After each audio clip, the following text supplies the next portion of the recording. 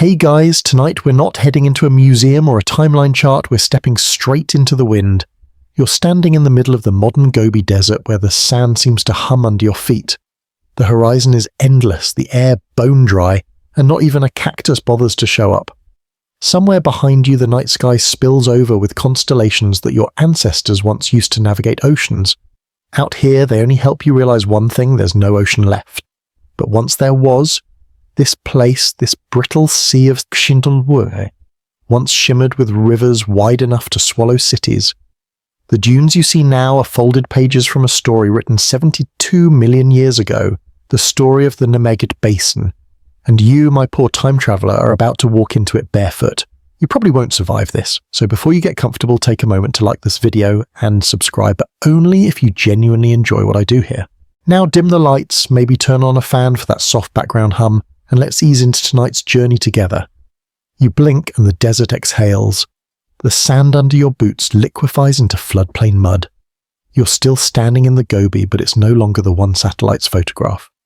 A warm, wet breath moves through towering cycads and dawn redwoods. Rivers braid across the valley floor like veins, splitting and rejoining as far as the eye can wander. The air smells faintly of resin, and dragonflies the size of your hand flicker between ferns. Scientists call this the Nemegid Formation, a masterpiece of late Cretaceous sediment. You'd just call it loud. Frogs chirp like faulty car alarms, herds slosh through shallows, and somewhere downstream something the size of a bus just sneezed. It's a living mosaic, sandbars, lagoons, oxbows, all tangled in a climate that couldn't decide between paradise and disaster.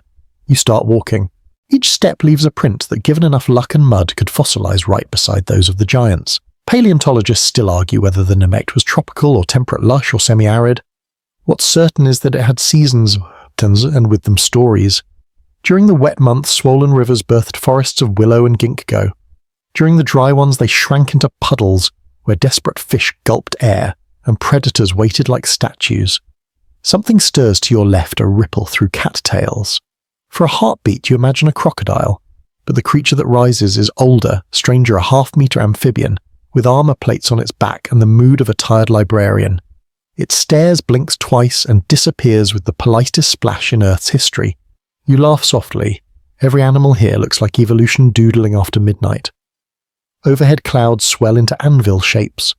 Warm rain begins smelling of pine and minerals. The drops hit your skin with surprising weight, heavy enough to feel ancient. This same water once carved canyons on Mars-like plains, the same chemistry that will one day circulate through your own bloodstream. For a moment you realize the planet is not a backdrop. It's a recurring character. Far-off thunder rolls deep, deliberate, like someone testing a drum. You turn toward the sound and see them silhouettes moving through the rain. Massive bodies' necks sweeping in arcs like cranes' arms. You can't make them out yet, but you feel the ground's response, that soft tremor of muscle and mud. Somewhere in there, a future Tarbosaurus prowls, but tonight is not its story. Not yet. A breeze carries the odor of crushed fern and something metallic. That's iron in the soil oxidizing under fresh water, the same reaction that will tint their bones red for paleontologists to find 70 million years later. You're walking through chemistry, becoming memory. At a bend in the river you kneel. The mud here glitters with mica flakes. They catch lightning, scattering it in tiny stars. You notice ripple marks frozen mid-flow, so delicate they look painted. If you could return here tomorrow, you'd find them gone, wiped clean by another storm. Permanence, it turns out, is just persistence plus good luck. You lean back against a fallen trunk slick with moss.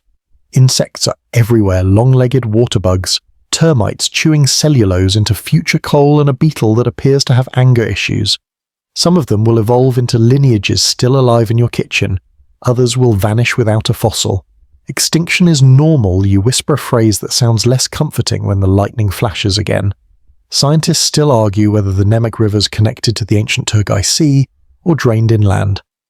But they agree on one thing: this environment was a buffet. Freshwater fish, turtles, soft vegetation, all the ingredients for size, speed and drama.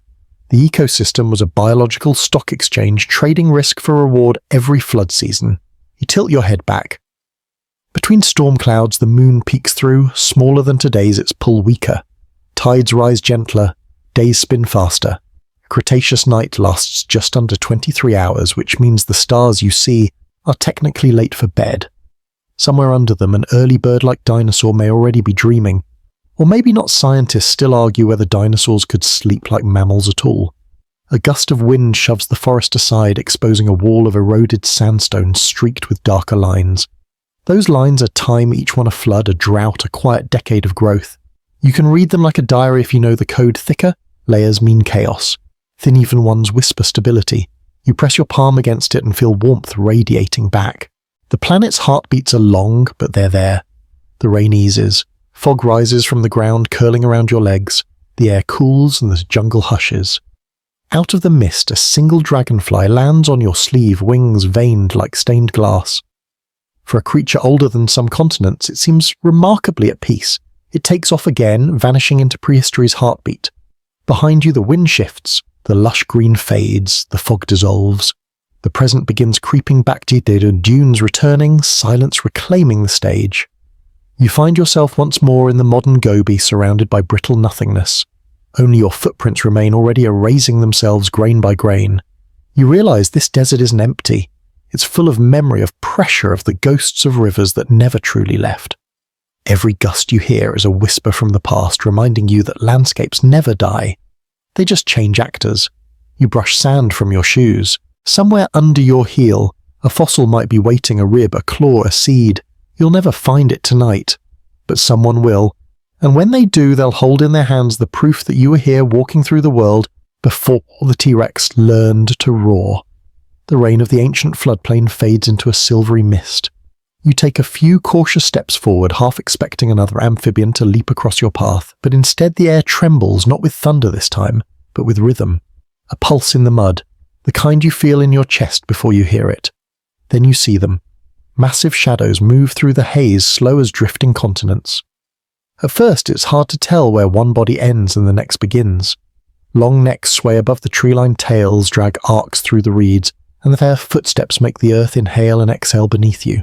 The giants are awake.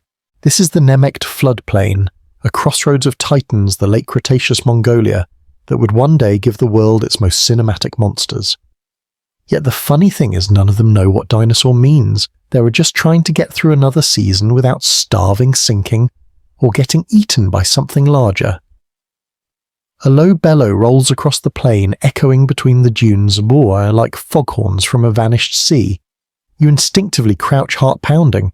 That sound belongs to Giganotosaurus, a sauropod so long it could block traffic across a football field. Its skull, delicate and oddly horse-like, dips to tear off branches of conifers. Each movement feels impossibly slow, as though gravity itself must wait for permission. Beside it trudges a smaller, more armoured shape, Tyrannosaurus, the world's strangest vegetarian scythe collection. Picture a sloth, a peacock and a nightmare sharing an apartment that's roughly the vibe. Its claws stretch a full metre, curved like sabres, swaying gently as it feeds on foliage it can barely reach. Scientists still argue whether it used those blades to defend itself, to reach high leaves, or simply to impress whoever was watching. You'd swipe right, but carefully. A rumble interrupts your admiration. Downstream, the ground quivers, then splashes.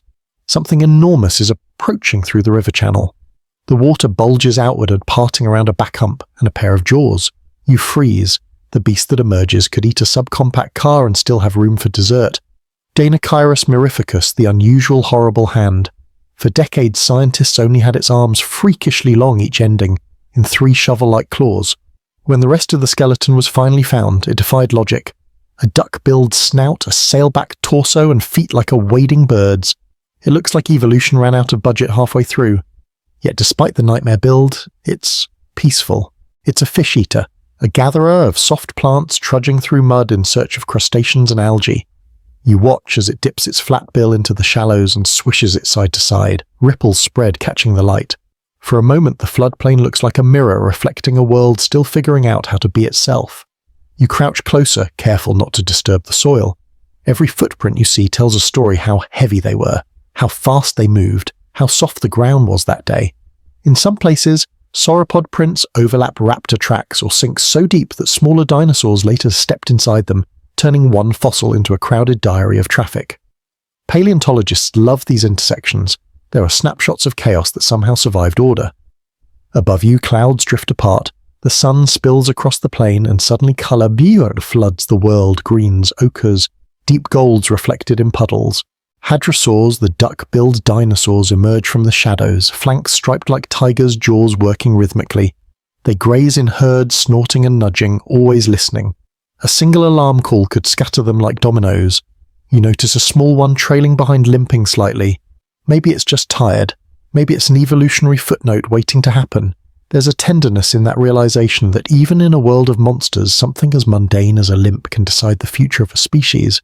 A few meters away, an Anseramimus darts across an open patch, ostrich-like wiry, with claws built for speed and mischief. It snatches at insects disturbed by the big grazers. Its head tilts toward you, eyes bright with suspicion. Then it blinks once, as if filing a mental report, weird hairless biped possibly doomed. You're flattered, kind of. The air grows heavy again, not with rain this time, but with the scent of iron and rot. You follow it downstream until you find the source, a shallow depression filled with carcasses. One Saurolophus lies half-submerged, ribs exposed to scavengers. Flies the size of walnuts buzz around it. Death here is efficient. Within hours, beetles, lizards, and small feathered scavengers arrive. Even the mud participates, sealing whatever the bones leave behind. Scientists believe these floodplain deaths created the rich fossil beds we study today. When a river changed course or overflowed, it trapped the living in an instant of panic. Sand-smothered flesh minerals seeped in, and over millennia the chaos became archive. You step closer, careful not to disturb the mud. Beneath your heel could lie the future headline, "New species discovered by random YouTube viewer." A faint vibration hums under your feet. The ground seems to whisper. Then silence. The herd has stopped moving. Somewhere something larger is approaching. At the edge of the clearing a ridge rises, maybe just a dune, maybe not. You squint. There are a pair of eyes, low and unlinking.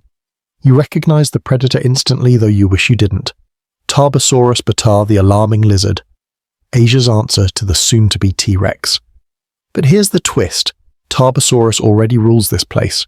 Long before its North American cousin perfects the act, this version has been fine-tuning the art of terror.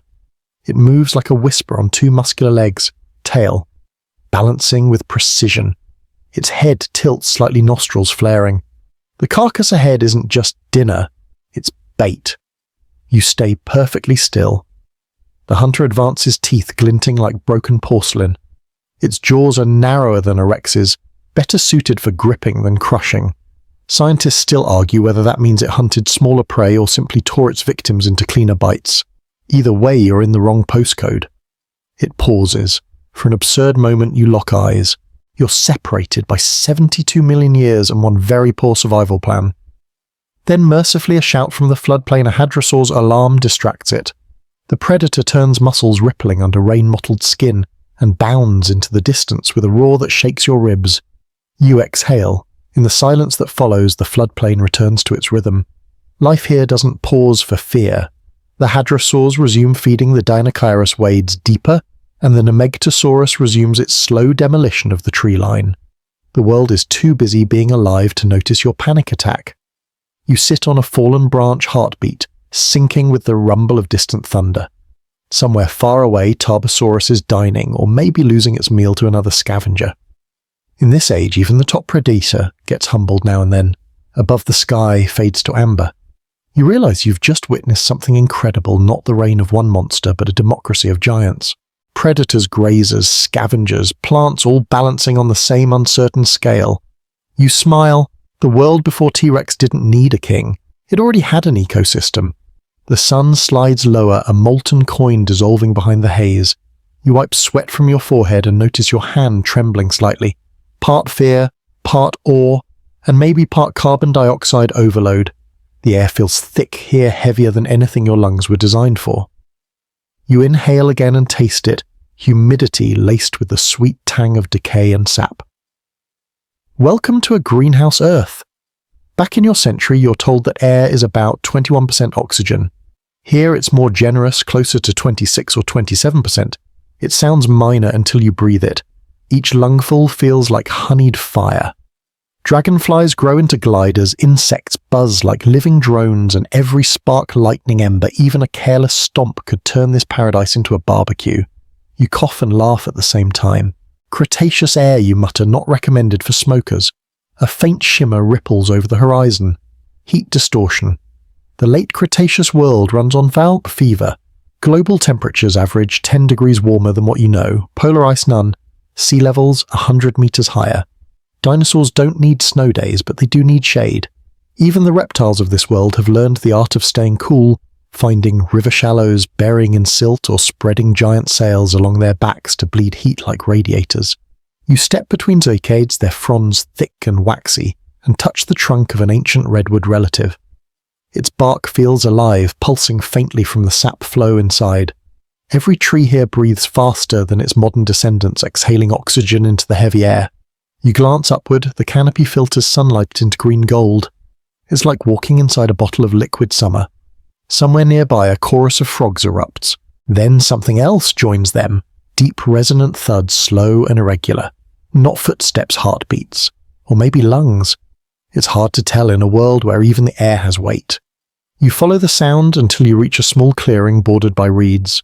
The mud is dark, alive with bubbles. At the center lies a half-submerged shape the size of a yacht. It exhales through nostrils, perched high on its snout, sending up a misty column that catches the last sunlight. Sauropods aren't the only ones who learned how to be large. Even the semi-aquatic beasts here have mastered the art of surviving heat by letting the planet do the cooling. Scientists still argue whether the late Cretaceous climate encouraged gigantism or merely tolerated it. Some claim the high oxygen and humidity created lush ecosystems capable of feeding giants. Others suspect that size itself became a survival mechanism, massive bodies losing heat slowly able to wander vast distances in search of food. Either way, you realize that this world doesn't just favor the big, it requires them. You squat by the water's edge, small fish with paddle-like fins dart beneath the surface scales, catching glimmers of gold. One of them, about the size of your forearm, pops up to gulp air. Lungfish, survivors from another age holding their evolutionary breath since the Devonian. It vanishes again, indifferent to your existential moment. A strange vibration tickles the soles of your feet. You look down, bubbles rising faster now, the water trembling. A low boom follows. It isn't thunder this time, it's the planet's pulse. Deep beneath the Nemegt floodplain, magma moves invisible, patient-shaping mountains you'll never see. Volcanism never truly rests, it only pauses to inhale. The air thickens again and the light turns orange. Far in the distance, faint plumes mark volcanic vents beyond the horizon. Ash falls occasionally fertilizing the soil, a cycle of death feeding life.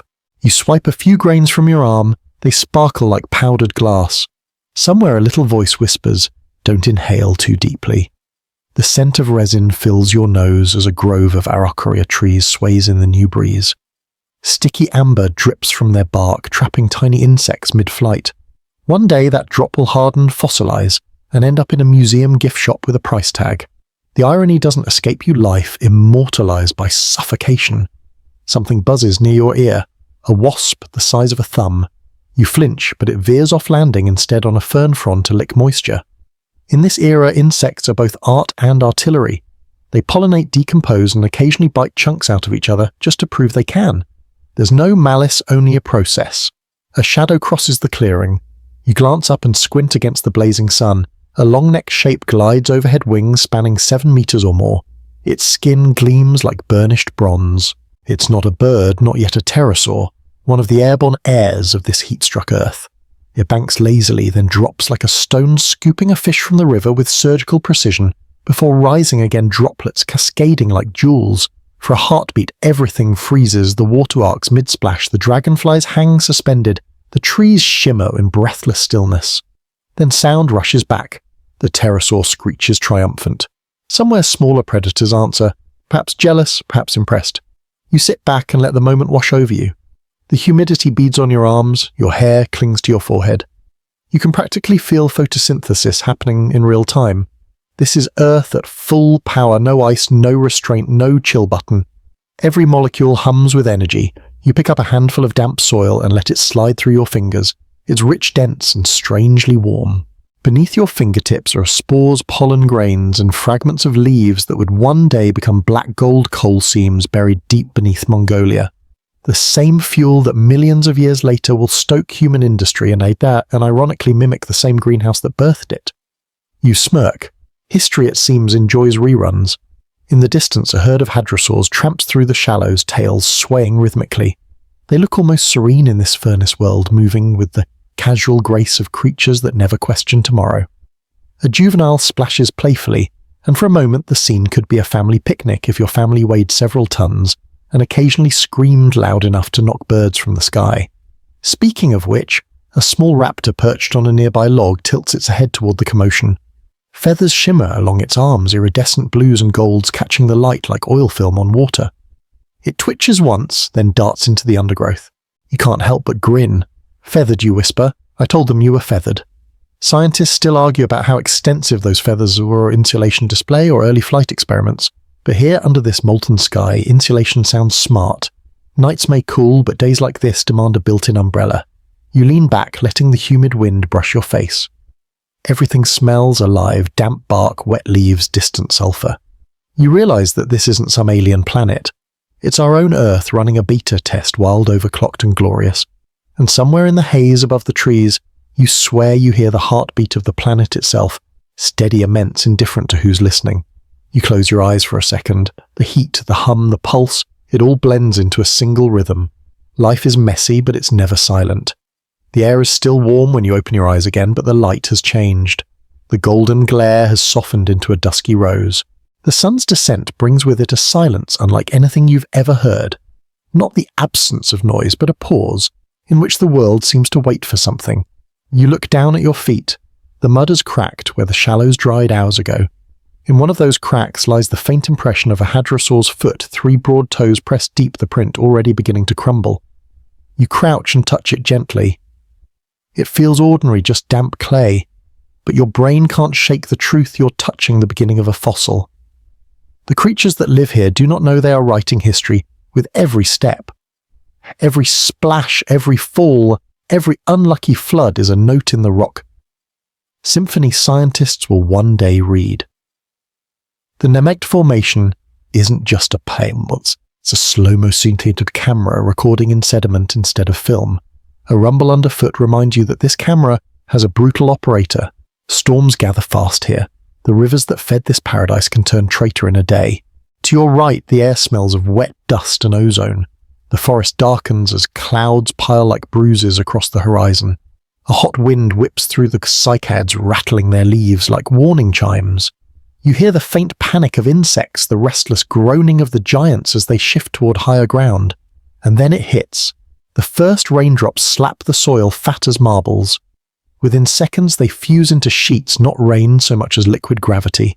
Water races down slopes, carving new channels with every heartbeat. In minutes, the tranquil plain you admired becomes a boiling lake. You stumble toward a cluster of trees. The mud grabs your boots, tugging like something alive. A fallen branch floats by then. Another. Then something that isn't wood, a carcass, half-decayed, rolling lazily as the current thickens. Flash floods are the Nemegt's most efficient archivists. Entire herds vanish beneath their brown walls of water. The drowned sink quickly, their bodies cushioned by silt. Its grim but perfect oxygen-starved bacteria slowed, sealed away from scavengers. Fossilization begins before grief can. You cling to a tree trunk as the current surges around your knees. You can barely hear your own breath over the hiss of debris. Somewhere downstream, a crash echoes a fallen tree, or something larger. A sauropod bellows in panic. Through the curtain of rain, you glimpse its massive neck thrashing as the current steals its footing. The river swallows it whole, leaving only waves that beat against the drowned forest. Its cry fades, replaced by the rhythmic percussion of rainfall on bark and bone. You should feel horror. Instead, you feel awe, because deep down, boys, deep down, you know what this means: preservation. That titanic corpse will settle into soft mud, its bones rearranged by the current into a sculpture that scientists millions of years later will find almost intact. They'll call it a death pose, the arched spine mistaken for agony, but really it's physics and pressure conspiring to keep memory alive. When the storm finally eases, the pain has become a mirror. Pools stretch to the horizon, reflecting lightning and the occasional floating branch. You trudge through the muck, your clothes plastered to your skin. Each step makes that satisfying suction sound like the earth trying to reclaim you. The smell afterward is indescribable mud ozone and something sweetly rotten. Decomposition, that gentle artisan of fossil beds, is already at work. Somewhere beneath this new layer of sludge lie hundreds of stories waiting for their mineral ink. You find a high knoll where the floodwater stops at your ankles. It's dotted with reeds and bits of driftwood. You pick up a fragment, smooth-curved and strangely light. It takes you a moment to realize it's a bone. Maybe a rib, maybe a piece of armor. You turn it in your hands, the surface glinting with the faint shimmer of pyrite fool's gold. The irony's delicious death pretending to be treasure. Scientists still argue over how long it takes for bone to become stone. Some say thousands of years. Others think the process begins within months, if the chemistry is right. Either way, you're holding the first draft of immortality. Far to the west, the clouds part, revealing a bruised sunset. The light catches the floodwater and turns it into molten bronze. Across that reflection, you see movement, a group of small two-legged shapes picking delicately among the debris. Raptors. Not the Hollywood kind that open doors, but real ones, human-sized at best. Feathers slicked against their bodies by rain. They scavenge the edge of the drowned plain, tugging at fish carcasses and bits of driftwood eyes glittering in the fading light. You watch them tilt their heads in unison as if choreographed. They move like thoughts, fast, curious, fleeting. One pauses, lifts its snout and sniffs. The wind shifts. For a moment you swear it smells you. Its gaze finds yours across the mirror of floodwater sharp assessing. Then, as quickly as it appeared, it vanishes into the reeds, leaving only ripples. The silence that follows is dense, almost holy. You realize you're standing in the aftermath of both disaster and creation. This is how history is made here in chaos, not ceremony. The bones of the drowned will settle. Minerals will trade places with calcium and millennia. Later, someone will chip away at a sandstone ridge and find them waiting patient as saints. You climb a little higher, watching the water recede. Fireflies rise from the wet vegetation there, light catching on floating leaves. The sky turns from copper to violet. Somewhere behind you, a Deinonychus shakes off the rain, sending arcs of droplets into the air like diamonds. You sit down and laugh softly. You probably won't survive this, you remind yourself. It's half a joke, half prophecy. But then again, you weren't meant to. None of this was. Life here is a gamble where the jackpot is simply endurance. A sudden flicker catches your eye. Along the receding edge of the flood, the water leaves behind a strange shimmer. Tiny bubbles trapped in clay glinting under the dim light. You lean closer. That sheen, you realize, is the boundary between flesh and fossil, between moment and eternity. When you stand again, your boots are coated in fine sediment. Each step leaves a mark, another layer for some future dig. The storm's roar has faded to distant murmurs, and the frogs start up again. Brave little chroniclers who never miss an epilogue. You look back once more at the drowned plain now, a patchwork of puddles and carcasses. It's ugly, peaceful and magnificent all at once, the closest thing this world has to immortality. And as you walk away, you can almost hear the ground whisper under your feet, "Don't worry, we'll remember." The next morning arrives without warning. No dawn chorus, no rooster, stand-ins, just the soft hiss of steam rising from sun-struck mud. You open your eyes to find the floodplain transformed again. Yesterday's deluge has collapsed into a chain of quiet ponds steaming like open kettles. Mist hangs low over the reeds, curling through the bones of half-buried trees. Somewhere out there, the raptors you saw are already at work. They leave fine three-toed signatures in the clay, moving in parallel lines like punctuation marks across a page. You follow the trail, careful not to step where it leads until you find them. 3 small predators perched on a fallen trunk, feathers ruffled and eyes bright as coins. Velociraptor mongoliensis, about the size of a turkey, give or take a few existential crises. Hollywood lied to you, no 6-foot monsters here, just compact professionals with curved claws and too much confidence. They look elegant, almost dainty, until one opens its mouth to reveal a grin of serrated needles. Then the illusion dies a swift, whimpering death. One of them hops down, sniffs the air and lets out a rasping hiss. Another answers. It isn't random noise, it's communication. Short bursts, modulated pitches, maybe even rudimentary language. Scientists still argue whether raptors hunted cooperatively or merely tolerated one another during feeding, but what you're seeing looks like teamwork. The trio circles a half-buried carcass, a small ornithopod, maybe a young hadrosaur left behind by the flood. They take turns tearing strips from the flank, pausing between bites to glance around. No one trusts anyone here. You can almost hear their thoughts eat fast, stay faster. You shift slightly and a twig snaps under your boot. 3 heads whip toward you in perfect unison. For a second you feel the exact weight of your mistake. Then a distraction saves you a louder noise from the brush. Something crashes through the reeds, feathered arms flaring like banners. Oviraptor. The infamous egg thief. Misunderstood for a century thanks to bad PR, it's really a devoted parent and occasional opportunist. This one has stumbled onto the raptor's meal and doesn't plan to negotiate. It screeches a sound like a rusty hinge being tortured and charges. The raptors scatter, hissing and snapping. You duck behind a log as the oviraptor straddles the carcass. Wings spreaded in threat display. It stamps its clawed feet, shaking mud in all directions. A ridiculous little emperor claiming a throne of rot. You can't help but laugh under your breath. Even in prehistory, drama queens exist. The raptors regroup at a distance, muttering in clicks and chirps. One makes a half-hearted rush, gets rebuffed and sulks. Eventually they slink away, melting into the undergrowth with the efficiency of bad losers who know better than to die over brunch. When the coast is clear, you step closer. The oviraptor eyes you, but doesn't move. It's busy plucking scraps and swallowing them, whole feathers glinting in the morning light. The scene feels oddly domestic until you notice what lies behind it, a shallow nest. Half buried in the sand are half a dozen eggs speckled and sun-warmed. The oviraptor pauses mid-bite, then carefully settles over them, wings folding like a living blanket. Whatever else it steals, this creature guards its own fealty. The irony is delicious, the dinosaur once branded as a thief, caught in the act of parenthood. You crouch fascinated. The nest is built in a perfect circle lined with fern fronds. Steam rises from the damp earth, creating a natural incubator. You can feel the heat on your face. It's both primal and gentle, this little factory of life in the shadow of death. Scientists still argue whether these dinosaurs brooded their eggs like birds or simply shaded them. But the fossil record gives away hints. Adults preserved in nesting positions, arms spread protectively over their clutches. The gesture is unmistakable care, patience, a blueprint of behavior that will survive into the sparrows outside your window.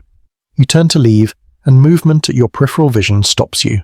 Another, shape smaller, leaner, steps from the trees. Troodon formosus, the so-called genius dinosaur. Its skull bulges slightly where the brain sits, eyes huge and forward-facing. You swear it's studying you. Troodon's head tilts one way, then the other. It blinks, not a slow reptilian blink, but a quick calculating one. Then it darts forward, snatches a piece of leftover flesh near the nest and retreats to a branch. It tears the meat delicately, using 2 claws to hold it steady. A predator with table manners. The oviraptor squawks in protest, but Troodon barely reacts. It's already scanning the ground again, as if tracking multiple threats and opportunities simultaneously. You can almost see the synapses firing. Scientists still argue how intelligent dinosaurs could become, but Troodon's brain-to-body ratio rivals that of modern birds, clever enough to learn patterns, maybe even to plan. For a fleeting second, you wonder what it dreams about. Fireflies' eggs. The weird pink primate kneeling in its forest. A gust of wind carries the smell of the river. The heat has broken. Clouds gather again over the distant hills. The oviraptor curls tighter around its nest feathers, trembling in anticipation. The raptors are gone, but their tracks lace the mud in looping calligraphy. You trace one with your finger, following its curve until it meets another predator and prey forever sharing a single surface. You straighten stretch and glance up at the treetops. Small shapes hop between branches, feathered forms with stubby arms gliding more than flying. Proto-birds. You hold your breath as one lands nearby, shaking off droplets. Its beak is still lined with teeth, its tail long and plumed. It cocks its head, and for an absurd moment you meet its gaze. That tiny brain is running the same algorithm as yours. Is this thing dangerous? The conclusion seems mutual. You smile and whisper, "Relax, I'm just visiting." The creature chirps a soft, flute-like note, then leaps away, wings catching the humid air. It vanishes into the canopy with a flutter that feels strangely familiar. The sound isn't just prehistoric, it's ancestral. You step back toward the clearing where the air smells of rain and damp vegetation. The oviraptor's nest glows faintly under the rising sun. Troodon's silhouette fades into the foliage. Somewhere distant, a larger raw Tarbosaurus perhaps announcing itself again. But here at ground level, life continues in whispers. You realize this ecosystem is a chessboard without pause. Every move births another, every disaster feeds renewal. Survival isn't about dominance here, it's about rhythm. A dragonfly lands on your sleeve, emerald wings trembling. You think of those footprints, those eggs, those quick, clever eyes. The first threads of modern intelligence are already weaving themselves through the mud and feathers. The world is rehearsing for something, a future of thought, of choice, of memory. You take a deep breath of oxygen-rich air. It tastes of iron and life and rain. You grin half to yourself. Okay, you whisper, let's see what comes next. Behind you, the oviraptor croons softly to its eggs, the oldest lullaby on Earth. The floodplain dawn fades to a shimmer. Hours pass, or millennia depending on your patience, and the landscape changes again subtly but profoundly. What was once a mosaic of ponds and reeds now rolls out into wide stretches of cracked clay and tangled scrub. The rivers have pulled back, shrinking into scattered channels that glint like spilled mercury beneath a cruel sun. You feel the dryness immediately. The air smells dusty metallic, like the inside of an old museum drawer. Whatever paradise this was, it's on break. And yet here in the bare open, life is trying harder than ever. Ahead you notice motion among the dunes, shapes low to the ground, moving with odd deliberate rhythm. You creep closer. Nesting grounds. Thousands of small mounds, each topped with an oval of pale stone eggs, arranged in spirals and rings, each nest precisely spaced from its neighbour. The organisation is eerie, like a suburb planned by reptiles with OCD. You kneel beside one. The sand is warm against your palm, not scorching, just steady, incubator perfect. A faint shimmer of heat rises off the surface. The air hums with insect life, buzzing flies, clicking beetles, and something else, a faint squeak beneath the sand. You lean in. The sound grows louder, then cracks. One of the eggs shivers, the shell splitting like a tiny fault line. A head pops out, wrinkled wet, blinking at sunlight for the first time. Its tiny snout opens in a squeak, then another, before the rest of its body slithers free.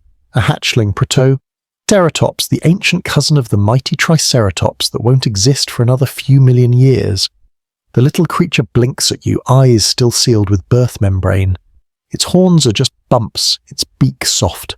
For a few seconds it just breathes in out as if surprised that air exists. You whisper, "Welcome to the apocalypse, kid," and immediately feel guilty for cursing a newborn. Around you other nests start to stir. Cracks, chirps, soft thuds. The dunes come alive with motion as dozens of hatchlings emerge in waves, each tumbling over the next in desperate confusion. Tiny limbs flail, some stumble into each other, others wobble towards shade. It's chaos, but organised chaos life, rehearsing a script older than continents. Then a low rumble cuts through the chorus. Not thunder. A mother approaches. From behind a ridge, a shadow lengthens. The adult Protoceratops Andrewsi appears walking like a tank with legs. She's no taller than your waist, but solid as poured stone here, frill-rimmed with scars. Her skin glints dusty gold beneath the sun, matching the dunes almost perfectly. She bellows a rough nasal call that vibrates through your ribs. Instantly, the hatchlings freeze, then scurry toward her legs in a swarm. You back away slowly, palms raised. She's not attacking, just watching, eyes narrow, calculating. There's intelligence there, but not the kind that needs a name. You can sense it, recognition, caution, maybe even curiosity. Scientists still argue how complex dinosaur parenting really was, but this mother makes a solid case for very. She nudges a stray hatchling back toward the nest with surprising gentleness, then uses her forelimbs to scrape loose sand over the remaining eggs, protection from the sun, from predators, from everything except time. The air quivers again, this time from wings. Overhead, a pterosaur drifts circles and dives. You shout instinctively, but it doesn't need your warning. The mother's frill snaps upward. She roars, charging forward. The hatchlings scatter as her beak snaps the air. The pterosaur veers off, losing a feather-like membrane that flutters down beside you like discarded silk. The moment it lands, the dunes go silent. The mother surveys the sky, then returns to her clutch. She breathes out once, a low, resigned sigh before settling down to guard them. You find yourself smiling. Motherhood, you whisper. Prehistoric and relatable. Nearby, another species has made a less successful attempt at childcare. A cluster of oval depressions, stolen nests, broken shells, half-buried bones. You spot a familiar skull shape protruding from the sand, Oviraptor again. Some things never change. But this time it's not the thief's doing. The Oviraptor lies curled around its own egg's arms, folded fossilized mid-devotion. You stare at it, the sand shimmering in heat. A flash of déjà vu hits. This exact pose is preserved in modern fossils. You've seen the photographs in museum exhibits, the plaques that read, Oviraptor, misjudged mother of the Cretaceous. Standing here in the original heat, the truth feels almost tender. The creature died protecting its unborn. History accused it of theft when all it was doing was keeping watch. The irony doesn't stop there. A few meters away, scavengers lurk small theropods with sleek bodies and cruel patience. Their heads tilt, waiting for the right moment to raid. You throw a rock out of reflex and it lands with a puff of dust. The scavengers scatter, hissing, only to circle back seconds later. Persistence is a virtue here or a curse.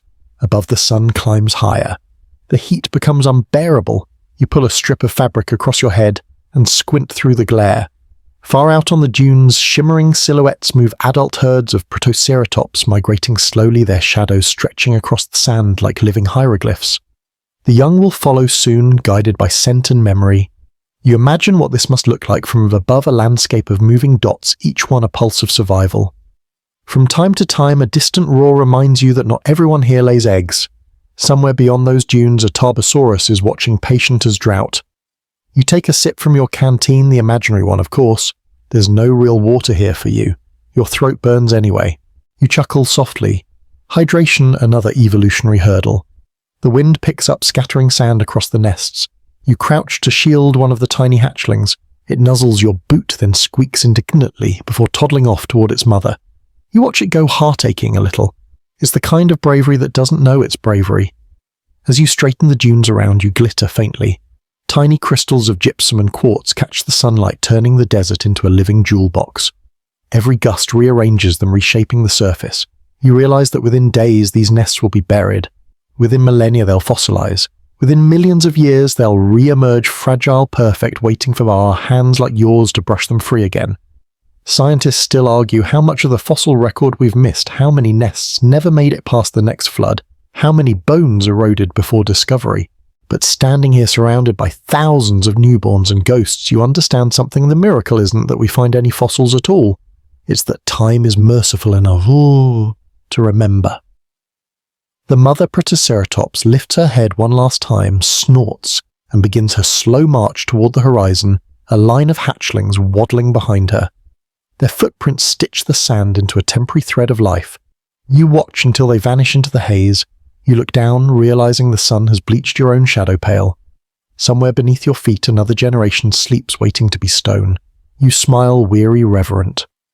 The desert feels different now, not barren, expectant. The sun is sliding west again and the dunes glow as if backlit by a forge. You follow the fading footprints of the Protoceratops herd until the ground hardens beneath your boots. The sand gives way to packed clay riddled with cracks. You glance up and stop breathing for a second. Spread before you is motion on an impossible scale. Shadows glide across the plain, slow and soundless, until your eyes adjust and realize they are not shadows at all. They are bodies. A herd of Nemegtosaurus titanosaurs, as long as jetliners, moves in a slow wave across the floodplain. Their necks swing in rhythm, heads sweeping through the canopy like cranes at work. The nearest one blinks, and its eyelid alone could block out the sun. You step aside as one massive foot presses into the earth with a sound like distant thunder. Mud bulges upward around the edges, water spurts through cracks, and you feel the tremor ripple through your calves. Each print is a pond before it's a fossil. They aren't marching in neat columns. The herd drifts young ones in the middle, the elderly trailing behind flanks, brushing each other, as though reassurance could travel by touch. A few adults breaks away toward a stand of conifers, wrapping trunks in lazy arcs of muscle before pulling them down. The crash echoes for kilometers, scattering smaller dinosaurs like startled birds. You tilt your head back to follow the nearest neck disappearing into clouds of dust. It's almost a bubble, this much life balanced on such thin legs. How do they not collapse under their own ambition? Scientists still argue about that hollow bones like bridges, air sacs lightening the load blood pressure that would explode a giraffe. But here they move as easily as ships at sea. A sharp crack interrupts your reverie. Behind the herd, another colossus trudges closer, this one different. The skin darker, the back ridged like an armoured spine.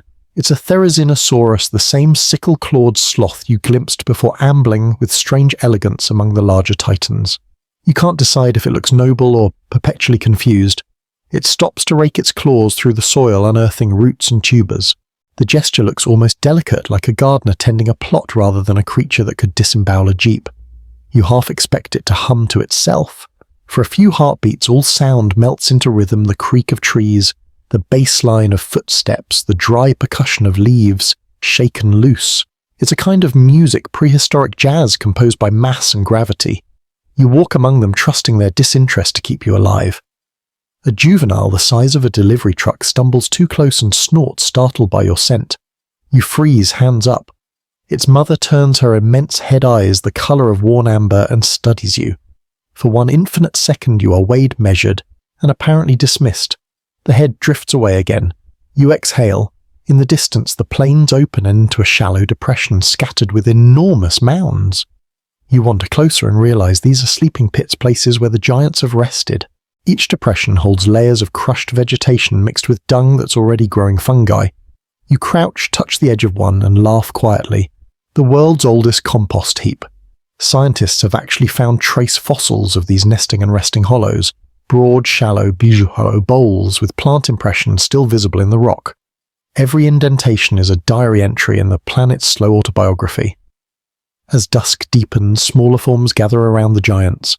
A family of hadrosaurs trails the herd at a safer distance, scavenging leftover shoots and trampled ferns. A Dinosaurus wades in from a streambill, glistening, plucking at crustaceans dislodged by the titan's feet. It's a dinner party without invitations, just whoever shows up and avoids being stepped on. The air vibrates with low-frequency calls. Some sound like whale songs, others like the muted bellow of wind through tunnels. You feel them in your chest more than your ears. Communication here isn't language, it's resonance. Maybe warnings, maybe comfort, maybe gossip about the weather. You think of whales again, of elephants, of all the later echoes of this deep-time conversation. The template for empathy might have been written right here in the mud of Mongolia, traded between animals who never met our species, but already understood the need to stay together. A stray breeze carries the smell of resin and warm hide. You sit on a fallen branch and watch the giants move, backlit by the crimson glow of the setting sun. Dust hangs in the air like incense. It's hard to believe that something so vast, so invincible-looking, will one day be reduced to powder and guesswork. Yet that's the rule of this world, what rises must weather. The juvenile Nemegtosaurus returns curious again. It leans down until its eye is level with you. The pupil contracts a vertical slit fringed by gold. You raise a trembling hand, half greeting, half apology. The young titan exhales a gust of hot, wet air that smells faintly of fermented leaves and distant thunder. Then it turns away, lumbering after its kin. As the last of the herd passes, the ground trembles in farewell. You watch their silhouettes fade into the dusk, tails sweeping, like pendulums stirring up whirlwinds of golden dust that hang in the air long after they've gone. Silence returns slowly, cautiously, like an animal sniffing for danger before re-entering its burrow. In that hush, smaller sounds emerge, the chirp of insects, the crackle of cooling branches, the far-off cry of a predator calling night to order. You stretch your aching legs and glance down at the prints they've left behind. Pools of water already fill them, catching reflections of the first stars. For a moment the sky is duplicated at your feet. Two infinities, one above and one below, mirroring each other through mud. You whisper into the wind, they were here, and the wind-kind historian that it is, carries your words somewhere into the dark, maybe to be heard, maybe to be buried. Behind you something splashes, a smaller creature, perhaps crossing the shallows. You turn but see nothing, only ripples widening across a pool, fading until they match the rhythm of your heartbeat. Somewhere far beyond the horizon, unseen volcanoes pulse with fire, lighting up the night like slow, distant lanterns. The air hums faintly, a reminder that even under calm skies, the planet's machinery never stops. You lie back on the warm clay eyes, tracing the constellations that won't exist yet for human astronomers to name. The ground still vibrates from the weight of departed giants. You realize that you can feel their footsteps, even after they're gone, like echoes trapped beneath your ribs. You smile in the dark. Sleep well. Big ones, you murmur. The world remembers. You drift toward the tree line, leaving the giant compost pits behind, and the world lowers its voice. Out on the open plain, everything speaks in bass footfalls, bellows, weather with opinions. Here at the forest edge, the mix changes. Leaves whisper. Ferns sigh as if relieved you finally showed up. Insects tune themselves like 1,000 tiny orchestras warming up before a concert they intend to play all night. The light thins under dawn redwoods, and araucarias chopped into gentle stripes that march across your arms when the breeze tilts the canopy. Each stripe is 1 degree cooler than the last, which your overheated lungs treat like a tax refund. You step onto leaf litter so springy it feels engineered. It isn't. It's a living mattress shed fronds, beetle wings, fern, stems, the occasional feather. Everything that died softened and shared back to soil. Those sleeping hollows you saw among the titans, their churned mulch rolls down to this very seam and keeps the edge alive. The forest eats what the plain forgets. At knee height, a low hedge of cycads crowds your path. Their armor plate leaves click against each other, like gossiping shields. Between them, something yellow winks. A flower. Not a cycad's cone, but a true angiosperm, petals and all. You kneel and feel a little ridiculous for getting emotional over plant plumbing. But this is the quiet revolution of the Cretaceous, the rise of flowering plants, new sugars, new scents, new deals with insects. Mainstream fact for the win by late. Cretaceous time flowers have quite literally changed the flavour of the world. A bee-ish shape blurs past your ear, then another. They're not honeybees, not yet, but a brigade of early pollinators. Wasps that moonlight as nectar. Thieves, beetles with pollen beards, flies pretending to be something fancier. One lands on your sleeve, then totters onto the blossom and faceplants into pollen like it hasn't eaten in weeks. You know the feeling. 3 jokes per 1,000 words, right? Don't worry, we're pacing ourselves, you'll get to dessert. A smell rides the shade resin and something faintly citrus. You follow it to a wounded araucaria where amber tears bead along bark. A gnat bumbles into the sap and with tragic dignity becomes a time capsule.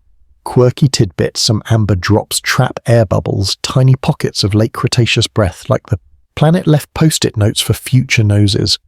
Whether those bubbles truly preserve pristine atmosphere is debatable, but they're still little glass poems about a day that never ended.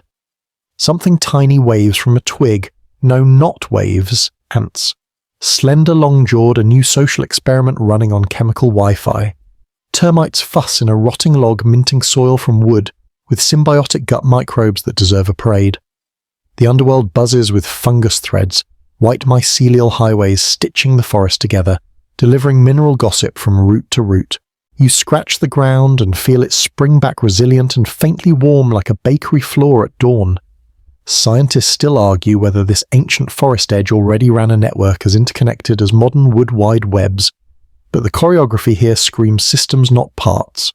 On a mossed stump, a leaf mimic katydid freezes, wearing veins and bite marks like couture. When it moves, it does so in the rhythm of wind, a masterclass in pretending to be unimportant. A few steps away, a stick insect longer than your forearm sways beside an actual twig.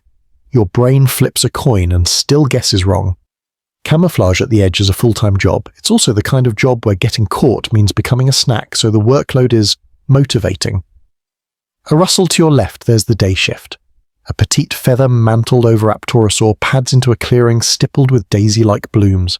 Its arms lift, feathers spreading, and for a second you get a runway moment. Iridescence, posture, the whole notice me, but also don't package.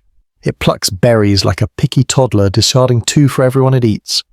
Seeds hit leaf litter with soft ticks, each a future may be. The forest edge loves sloppy eaters. That's how borders move. High above the canopy breaks where a lightning scar cleaved a giant decades ago. The gap pours sunlight down like a private stage lamp. In it, protobirds vault from perch to perch, teeth tucked behind beaks, tails, still long legs, jazz drumming on pliant branches.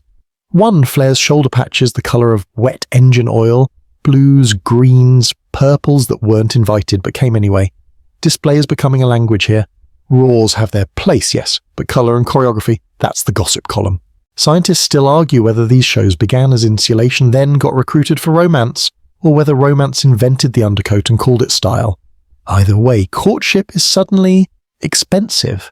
You pause where shade meets sun, the ecotone, that thin line, where 2 worlds negotiate a truce. The bugs are louder here, the flowers brighter, the lizards twitchier, as if competition itself turns the volume knob. A small dromaeosaur no bigger than a corgi ghosts along the border, each step a punctuation mark. It pauses to listen. You listen to? Oui, so? And underneath the insect hiss you catch a deeper hush, a croc-quiet slough beyond the ferns.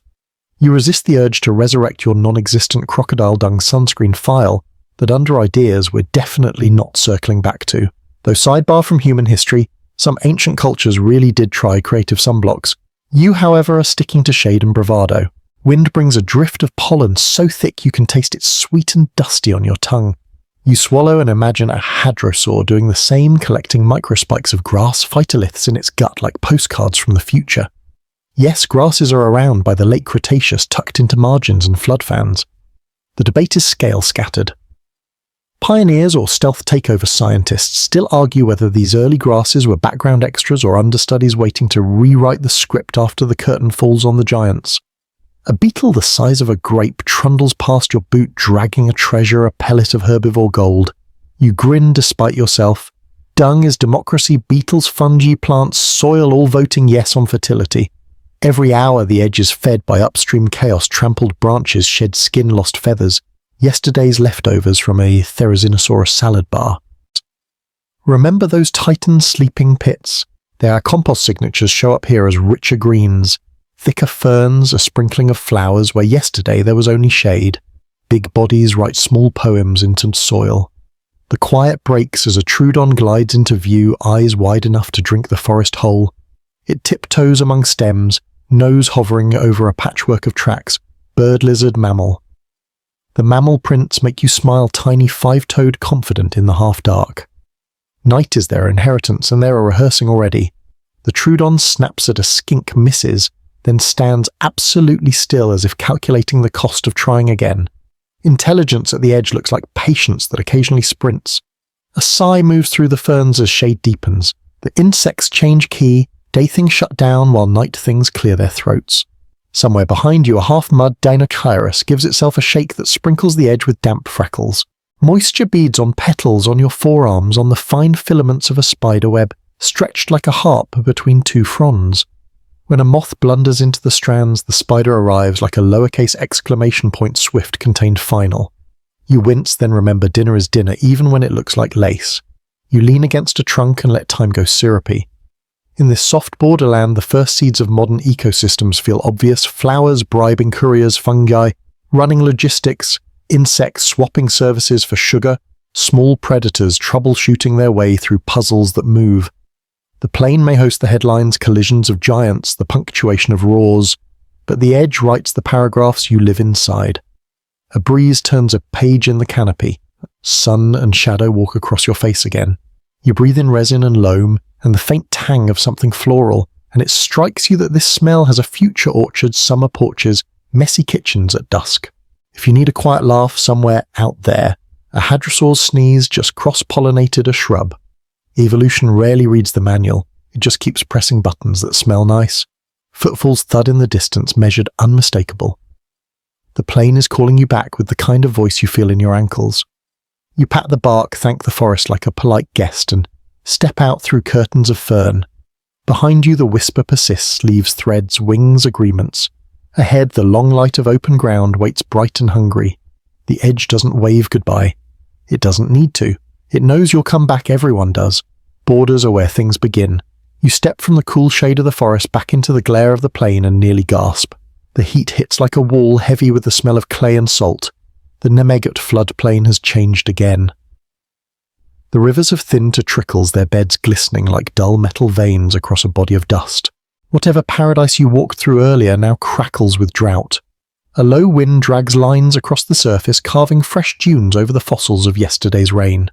You squint and see skeletons of trees leaning at impossible angles, their roots exposed and bleached white. The once verdant margin is dying by degrees. This is not an apocalypse, just a season. In this world, catastrophe and renewal are scheduled events. You trudge forward, boots raising little ghosts of dust. Insects still hum, but slower now, as if their batteries are running out. You pass a pond no larger than a bathtub ringed with cracked mud, and the faint stench of algae losing hope. The water's surface breaks with a plop, something small, resilient, alive. A turtle blinks at you unimpressed. Then it lowers its head and vanishes into the murk. Evolution's secret weapon, low expectations. At the horizon, something moves a ripple of colour against the beige. You climb a ridge to see it clearly. A herd of Saurolophus, the duck-billed hadrosaurs, marches toward the remnants of a stream. Hundreds of them, adults and juveniles, dust trailing behind like smoke. They move single-file heads, low flanks rippling under the light. The sound is a living earthquake, thuds, wheezes, and the occasional honk that sounds weirdly like an out-of-tune trombone. Scientists still argue how far hadrosaurs migrated. Some think they stayed close to home, Others imagine epic seasonal treks spanning hundreds of kilometers. Watching this line of heat-shimmering bodies, you decide the latter feels right. The urge to find ore carves longer routes than reason ever will. A juvenile lags behind its gait uneven. You recognize it the same limp you saw days ago near the river. Somehow it survived the floods, the predators, and now the drought. You can almost hear the raspy pep talk in its tiny head.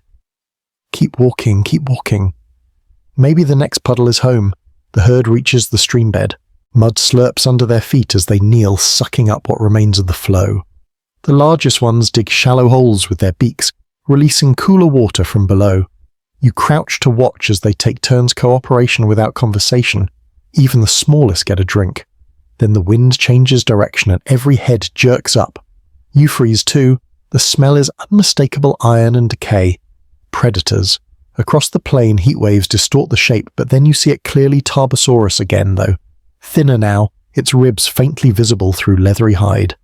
The drought spares no one. It lurches towards the herd, each step deliberate. Flies orbit its head like a crown. Its eyes half sunk burn with the calculation of hunger sharpened by desperation. The herd stiffens. A single alarm call, part trumpet, part scream, tears the silence. Instantly chaos. The ground erupts in motion as hundreds of tons of dinosaur muscle churn through the mud. The young cluster in the center, adults forming a moving barricade. The predator breaks into a run, closing the distance in terrifying bursts. You duck behind a boulder as the stampede passes. The vibration nearly knocks you over. Dust fills your throat. Through the haze, you glimpse the Tarbosaurus striking, lunging for the limper you'd been silently rooting for. The scene slows. Jaws clamp down a spray of dust. The herd's thunder fading into distance. Then stillness. You wait. Minutes crawl by before the dust clears. The Tarbosaurus stands over its prize panting. The limp one is gone, swallowed into the food chain it never asked to join. You feel a flicker of sadness, then guilt for assigning emotion to a process that predates empathy. Out here, fairness is an urban legend.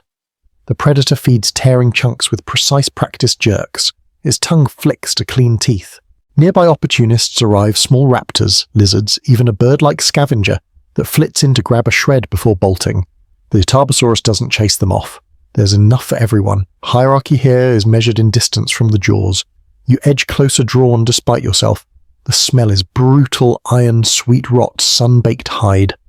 You notice something odd. The Tarbosaurus occasionally lifts its head to the sky, jaws half open, as if trying to scent the air for rain. The gesture looks strangely hopeful, almost human. You whisper, "It's coming, big guy." Maybe. Because above you clouds are building. The temperature dips and thunder murmurs like an old story being retold.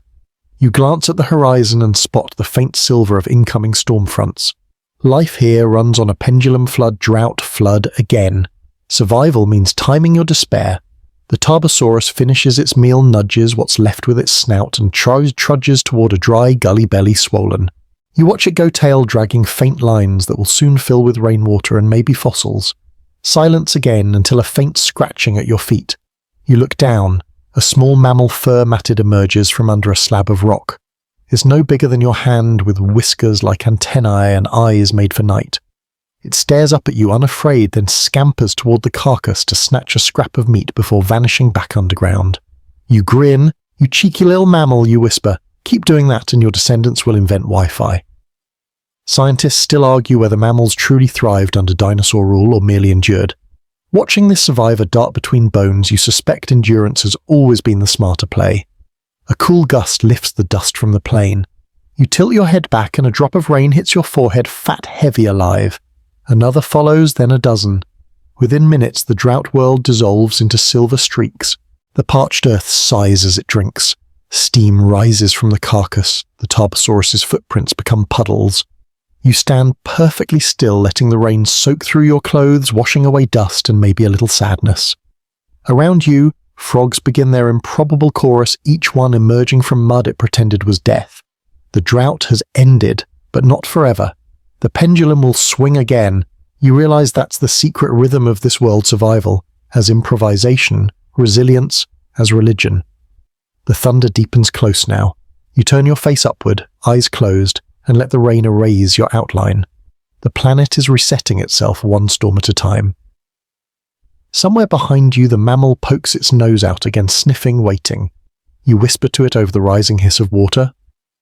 Same here, little one. We wait. We keep moving. By the time the storm passes, the plain smells new again. Wet clay, crushed ferns, a faint metallic tang where lightning kissed the ground. The world exhales steam. It curls around your ankles and drifts upward, blurring the horizon until land and sky blend into one soft, living haze. Then a shadow slides across that haze, vast, graceful and silent. You look up. At first you mistake it for a drifting cloud. But no cloud banks its turn like that, folding and unfurling against the wind. The creature that breaks through the mist could span your living room twice over. It glides low enough that you can see the veins in its wings glowing with reflected sunlight. Quetzalcoatlus northropi, the sky tyrant. Its wings stretch 12 meters tip to tip, roughly the width of a small plane, yet it weighs less than you'd guess. Bone hollow as bamboo muscles, taut as drawn cables. It doesn't flap often. It doesn't need to. The late Cretaceous sky itself is its highway. The pterosaur banks again, coasting over the flooded plain. A second shadow joins it, smaller, maybe a mate or rival. They spiral once, not a fight, more like choreography, then drift apart, one toward the horizon, one toward you. The wind from its passing smells of brine and ozone. You crouch instinctively.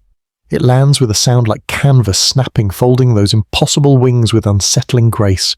Up close, the creature looks part heron, part nightmare. Its neck is a spear, its beak a rapier. You half expect it to speak in riddles. Instead, it stalks toward a puddle where fish still flip from the receding flood. One quick jab gone, a second gone. It tilts its head, swallows, and turns one cold amber eye toward you.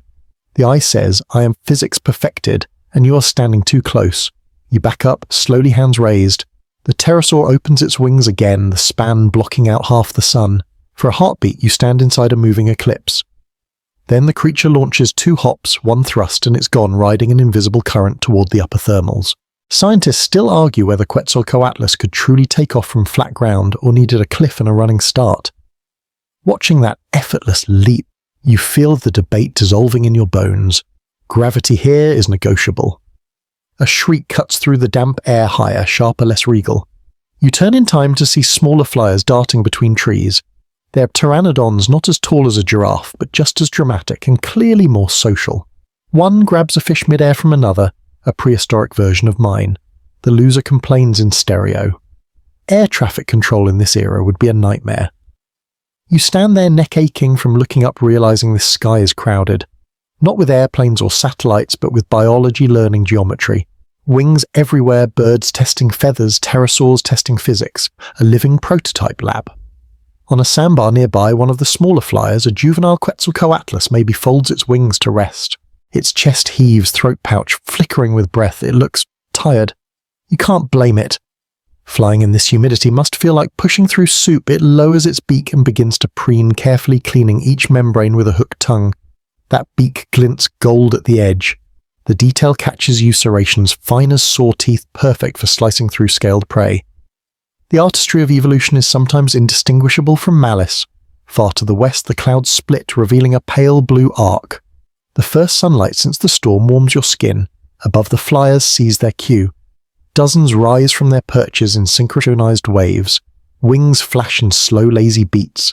Some dip toward the river, scooping fish with barely a splash. Others climb higher until they're nothing but silhouettes against glare. For a long moment, the sky hums like an orchestra tuning. Then, as if by silent agreement, the sound fades. Only wind remains. You sit on a patch of drying clay, catching your breath. It's easy to forget that this spectacle isn't just beauty, it's economics. Airborne creatures claim what the land and water leave behind. They are scavengers, hunters, migrants, and thieves all at once. A few feathers drift down, catching in the breeze, black-brown, one streaked with iridescent green. You catch it on the reflex. It's warm from the air, lighter than you imagined. You twirl it between your fingers, marveling that something so fragile can lift a body through time. Overhead, the returning silence grows so complete that you hear the soft ticking of cooling mud. Then a faint rumble, not from thunder this time, but from deep inside the earth. The ground trembles under your palms, distant tectonic murmurs. The planet shifts its weight like a sleeper changing sides. A shiver runs through the trees. From a hollow trunk, a flock of small enantiornithine birds bursts forth, bird-like but still primitive teeth glittering tails long. They wheel together, then scatter into the canopy. You follow their movement and spot something else, a nest wedged high among the branches filled with eggs, mottled blue-grey. One shell is cracked. A hatchling pushes free, eyes, sealed throat pulsing as it gasps its first breath. The sight is ordinary and miraculous at once. Generations have been repeating this trick for 100 million years, and they'll keep repeating it long after the giants are gone. Life is stubborn that way. You think about flight again, how it began with falling. Insects flapping for balance, reptiles gliding between trees, feathers born first as insulation repurposed for escape. The sky wasn't conquered in a day, it was courted. Each flap a small rebellion against gravity, each success a step closer to freedom. You glance down at your muddy boots, then back up at the emptying sky. For a ridiculous second you envy them the effortless way they leave the ground, the privilege of seeing the planet curve. You whisper lucky devils, and the wind seems to chuckle back. Scientists still argue whether pterosaurs were warm-blooded, whether their metabolism ran hot like birds or slow like reptiles. Judging by the energy in that flight, you'd put your money on warm. No one flies cold. A final flyer glides across the lowering sun, its wings catching the orange glare. It banks once, twice, then vanishes into the horizon's haze. The air feels emptier without it. You stand, stretch, and let your shoulders mimic the motion, a human instinct pretending to remember wings it never had. The day cools, a soft wind whispers through the reeds carrying a faint fishy tang, and the creak of trees drying after rain. The light turns syrupy, melting into golds and purples. You find a flat rock and sit. From here the landscape looks almost peaceful. The river reflects the last sunlight in broken strips. Steam rises from puddles like smoke from extinguished fires. Somewhere a Quetzalcoatlus lands, again the sound like a sigh in a cathedral. You smile faintly. The sky has learned to hunt, and the earth has learned to admire it. The light shifts once more as you leave the floodplain behind. The ground grows gritty beneath your feet, the scent of salt tugging at the air. Each gust of wind carries whispers of distant waves, though there's no ocean in sight yet, just dunes rising and falling like frozen surf. Then on the horizon you catch it, a faint blue shimmer, breaking through the haze. It widens as you walk. The dunes drop away, revealing a vast, shallow sea, stretching into eternity, an inland ocean that once sliced Asia into islands. You kneel at its edge. The water is milky warm and alive with movement. Tiny ripples betray the presence of fish mollusks and something else gliding just below the surface. This is the Asian seaway of the late Cretaceous, a cousin of the western interior seaway that once drowned half of North America. It's where land meets a past still half aquatic, half or dreaming of continents yet to form. A wave curls around your boots, leaving behind a trail of shells shaped like commas in a forgotten language. You pick one up, delicate, translucent spiral etched with ridges fine as fingerprints. The weight feels wrong. It isn't stone yet, but it's halfway there. Fossilization, you realize, begins before anyone dies. The air hums with life. Gulls, or what will become gulls, wheel and shriek overhead, their calls raspy, unrefined. On the mud flats, long-legged shorebirds jab their beaks into silt, pulling up crabs that wave their tiny claws in protest. And further out, darker shapes move something between dolphin and crocodile, the sea's own brand of compromise. One breaks the surface with a hiss. Tyrannosaurus, the marine apex predator of its day, glides into view. Its snout stretches like a battering ram, rows of conical teeth flashing each time it opens its mouth. The creature's size is biblical 12 meters at least tail, undulating in slow, arrogant confidence. You freeze as it cuts through the water, its head turning slightly toward shore. The wave it generates ripples up to your knees, warm and strong, then mercifully it drifts away uninterested. Maybe it's already eaten, maybe you're not on the menu. You laugh softly. Appreciate that, pal. You follow the coastline eastward.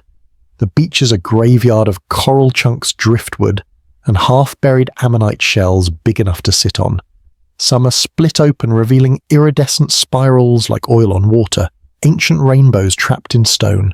The storm that birthed these relics is long gone, but the artistry remains. A few meters inland, a cliff of chalk rises layer upon layer of compressed skeletons from 100 million years of ocean bloom.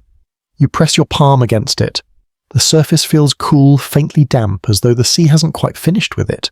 Chalk you recall is almost pure plankton, billions of microscopic shells crushed into permanence. Every white cliff in the modern world is a monument to invisible lives. A low croak pulls your attention back to the shallows. There, half in and half out of the water, lies something that looks like a mix between a sea turtle and a deflated beanbag. A duckus, a freshwater turtle ancestor, blinks up at you. It chews lazily on floating vegetation, completely indifferent to the grandeur surrounding it. The world could end and turtles would still be on break. You grin. You guys are the original survivors, you whisper. The turtle doesn't disagree. As you watch a shadow glides beneath it, sleek, fast, intentional, the turtle stiffens. Then in a blur, the shadow strikes upward. The water erupts in foam. For a heartbeat, you catch the gleam of scales, the violent twist of bodies, then nothing but ripples. The surface calms, and the only evidence left is the drifting fragment of shell. Predators rule here too. The sea doesn't forgive. You wander farther along the shore until you reach a cluster of smooth boulders blackened by minerals and sea spray. One of them isn't a boulder at all. You realize it's a fossilized ribcage half buried in the sediment, the curve so vast you could walk through it. A mosasaur's remains, perhaps the bones bleaching into the same pale chalk that once fed it. The tide creeps higher, lapping at your ankles. Waves whisper secrets in a language of rhythm and foam. You catch fragments: erosion, renewal, hunger, calm. The ocean, like the desert, doesn't waste words. Above, the sky dims from white to amber. Flocks of pterosaurs ride the thermals offshore, their wings black silhouettes against the dying light. The reflection of their passage shivers across the water, a fleeting echo of movement that will vanish before the next wave. You sit down on a rock and stare at the horizon. The sea looks endless, but you know it isn't. Someday it will retreat, leaving behind salt flats, fossils, and confusion for future geologists. The continents are already rehearsing their next positions. The earth is a restless dancer. A faint buzzing interrupts your thoughts. You glance at the sand, a swarm of insects, tiny and iridescent, rising in a cloud. They hover, dart, and settle again, feeding on decaying kelp. Flies, yes, but not like ours. Their wings are glass clear, patterned like stained windows. Even decay here is art. Scientists still argue how far inland these seaways stretched, whether they truly connected oceans or flickered in and out with climate swings. The sediment tells both stories: marine fossils tangled with terrestrial ones, freshwater shells fused with salt. The boundary between sea and land was never strict. You watch as another wave washes up and recedes, leaving a glittering scum of crushed shells and the occasional bone fragment. The line of wet sand gleams under the last light like liquid metal. You crouch, scoop a handful, and let it run through your fingers. Each grain is history reduced to powder, yet infinite in number. Behind you, night begins to gather. The horizon bleeds violet, and stars prick the dark like returning witnesses. You close your eyes and listen. The tide, the insects, the wind together. They form a slow pulse. The ocean behind you, the desert ahead, the forest somewhere inland. All these worlds overlap like verses of one long poem. Here, where the land breathes salt life, rehearses every future shape it will ever take. Fish testing, lungs, reptiles testing, patience and small mammals testing, courage. You smile, letting the air fill your lungs. It smells of sea and soil, the two halves of the same story. All right, you whisper, where to next? As if answering a faint roar echoes from far inland, not thunder, not wind, but something heavier alive. You rise, brush sand from your knees, and turn your back to the sea. The night swallows your shadow as you walk toward the sound. Behind you, the tide keeps whispering, erasing your footprints one by one. The sea fades behind you, replaced by the pulse of insects and the whisper of reeds. You walk inland again through mud that still smells faintly of salt, each step sinking just enough to remind you that the world here doesn't stay still for long. When the ground finally firms, you find yourself standing at the edge of a different kingdom, the one that comes alive after sunset. The light has dimmed to a bruise-coloured twilight. Everything is grey and silver now, as if the moon has dipped the landscape in ash. You crouch low. Around you, the surface of the earth stirs, quiet motion, small shapes, half-heard rustles. The floodplain by day belongs to giants, but at night it's ruled by the hidden ones. A delicate, almost musical chirping fills the air. It's not insects this time. The sound is deeper, wetter, like someone gently strumming rubber bands. You trace it to a muddy bank where something long and sleek pokes its head out of a hole. A pair of golden eyes blink once, twice, adjusting to the faint light. Han McKenai, a small oviraptorid no bigger than a turkey. Its feathers glint in the moonlight, dull bronze and soft grey. It blinks at you, tilts its head, then snorts softly and vanishes back into its burrow. The hole closes with a puff of dust. The performance is over. You realise the ground around you is riddled with burrows, hundreds of them, invisible by day, thriving by night. From within you hear faint scrapes, squeaks, the occasional impatient chirp. This is the understory, society mammals, amphibians, lizards, even small feathered dinosaurs, all carving lives into the soft floodplain. The earth here isn't solid. It's porous with history. A flicker near your boot startles you. Something tiny darts between pebbles, a mouse-like creature furred with a tail longer than its body. You kneel as it freezes, nose twitching. It sniffs the air once, then continues its frantic scurry toward a hollow log. Inside you glimpse a nest of woven grass lined with feathers. It's one of the early multituberculates mammals that look vaguely familiar but alien in proportion. Their teeth, named for the multiple cusps that grind plants and seeds, mark a lineage that will thrive long after the last dinosaur breathes. These are the quiet victors, the ones no one is cheering for yet. You smile and whisper, "Keep your head down." It's working. A splash from a nearby puddle interrupts you. You shine an imaginary flashlight toward it, reflex, though the light you get comes only from lightning bugs hovering over the water. The glow illuminates an amphibian, thick-bodied and sleek, lounging in the shallows like a contented sausage. It opens its wide mouth and gulps air with lazy conviction. Amphibians, you realize, are the eternal optimists of Earth's story. They've survived everything from the Permian apocalypse to this Cretaceous sauna. If the world ends again, one of these will still be sitting in a puddle unimpressed. The fireflies thicken, tracing green arcs through the night. Their glow reflects off something glossy eyes, again dozens of them, belonging to frogs perched along the reeds. Each one inflates its throat and lets out a throaty croak, and the combined chorus sounds like a bubbling engine trying to start. You sit on a rock and listen. It's absurd, beautiful, hypnotic. The soundtrack of a planet rehearsing its next era.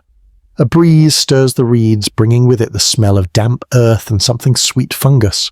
You follow it and find a cluster of pale mushrooms sprouting from a rotting log. Their caps shimmer, faintly bioluminescent. You reach out and touch one. It's cool, almost soft. Spores rise in a tiny cloud, catching moonlight as they drift away. The forest is literally breathing. Quirky tidbit paleontologists once found fossilized fungal spores in layers right after the dinosaur extinction, hinting that fungi inherited the world before mammals did.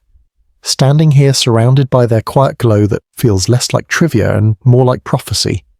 A rustle breaks the calm. You freeze. The reeds part and out steps something you don't expect a mammal larger than the others, low-bodied, with strong hind legs and eyes that gleam red in the dark. It sniffs the air, picks up a beetle, crunches it between sharp teeth and continues its stroll like a creature on a midnight errand. You follow at a distance. It moves confidently, pausing now and then to scratch or dig. Its fur ripples with muscle under the moonlight. It's primitive, yes, but alert aware in a way few daytime creatures ever are. This is the rhythm of the future small, warm, intelligent nocturnal. While the dinosaurs thunder above mammals, perfect the art of waiting. Scientists still argue whether early mammals hid from predators or from the sun. Maybe both. Maybe they simply preferred the peace that came when everyone else went to sleep. You nod understanding. You're a night person too. The wind shifts again, carrying a distant rumble. Not thunder this time, but the low growl of something heavy moving through the shallows.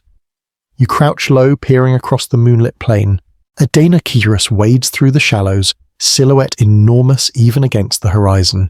Its arms swing in slow arcs, claws slicing water that glows with reflections of lightning bugs. Each step sends concentric waves outward, rippling across the entire marsh. You feel the vibration through your palms. The giants still roam even in this nocturnal world of whispers, but they seem slower here, more spectral, like memories that haven't been told to leave yet. Nearby, a small flock of protobirds bursts from a tree, startled by something unseen. Their wings flash white under the moon, scattering shadows. You think of the oviraptor brooding her eggs, the troodon watching with clever eyes, the protoceratops trudging through sand, all those lives stitched together by instinct. Now, add these frogs, mammals, beetles, fungi. Together they make the night breathe.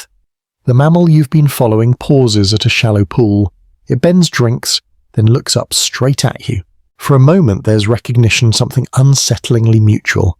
Then it darts away, vanishing into the burrows with the speed of a thought. You stay still, heart beating fast, though you're not sure why.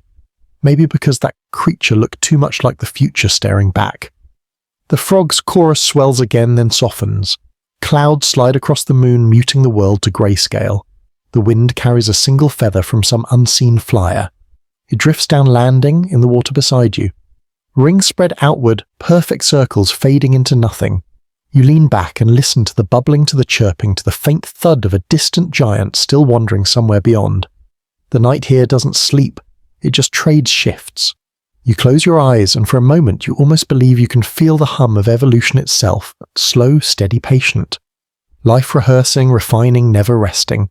You whisper into the dark, "Don't hurry, we'll get there." Morning breaks like a soft drumroll mist, to lifting air, cooling the slow unfurling of light over mud. You wake where you sat, the world around you still silver from dew. The frogs have gone silent, the burrows quiet. All that remains is the faint ticking of the insects warming themselves to life. Something rustles nearby, a small rhythmic scrape. You follow the sound until you find a patch of open ground littered with bones. Not a kill site, the bones are too scattered, too small. A natural classroom, perhaps, and there at its centre stands the teacher. A Troodon, maybe the same one you saw before, though, who could tell? Its long tail twitches in subtle balance, feathers catching dawn's first gold. Its eyes, huge forward-facing, blink in slow calculation. You watch as it crouches low, one claw tracing deliberate arcs in the dirt.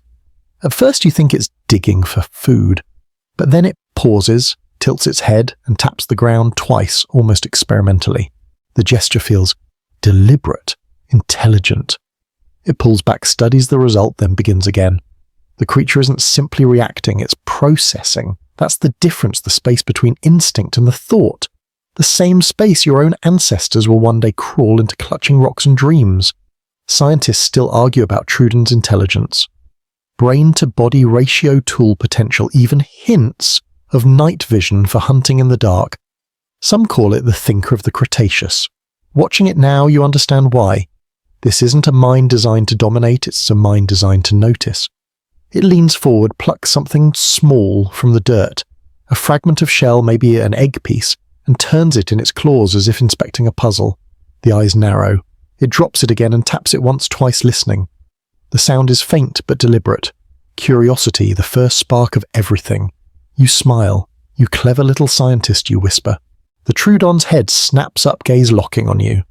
For a long moment neither of you moves. Then with a cautious chirr it takes a single step forward. The sound it makes next is almost conversational, a mix of clicks and trills rising at the end like a question. You answer without meaning to. "Don't mind me, I'm just passing through." The Troodon tilts its head again, decides you're neither food nor threat, and returns to its experiment. It lifts one claw, digs into the soil, and pulls out a small wiggling creature, a worm or burrow insect. Breakfast. It swallows it whole, then glances at you again with what might actually be satisfaction. You think of all the debates that still rage in your time, whether dinosaurs were cold-blooded or warm, whether they thought or merely reacted, whether their lineage truly gave rise to modern birds. Standing here, those questions seem almost beside the point. Intelligence doesn't have to invent fire to be real. Sometimes it just needs to look at the world and wonder what happens if it taps the ground twice. A sound above you, a rapid flutter. You look up and spot two microraptors gliding between branches, black feathers shining with hints of blue. They land clumsily on a trunk, spread forewings, front and hind limbs, both feathered, and scurry after a dragonfly. The insect darts away.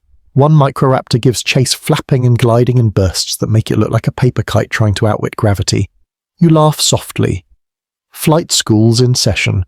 The Troodon hears you and freezes again, body tense. You stay perfectly still. Then slowly it relaxes and resumes its slow patrol. It moves toward a shallow pool where sunlight glints off the surface. You follow at a respectful distance, watching as it lowers its snout to drink. Its reflection stares back, eyes, twin suns, jaws, delicate feathers haloed by steam. For a heartbeat, you imagine it recognizing itself.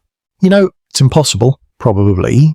Scientists still argue whether any non-human animal understood mirrors before humans did. But here, as it tilts its head and blinks at its own image, you can't shake the feeling that you're watching the earliest flicker of self. Something rustles in the reeds behind you.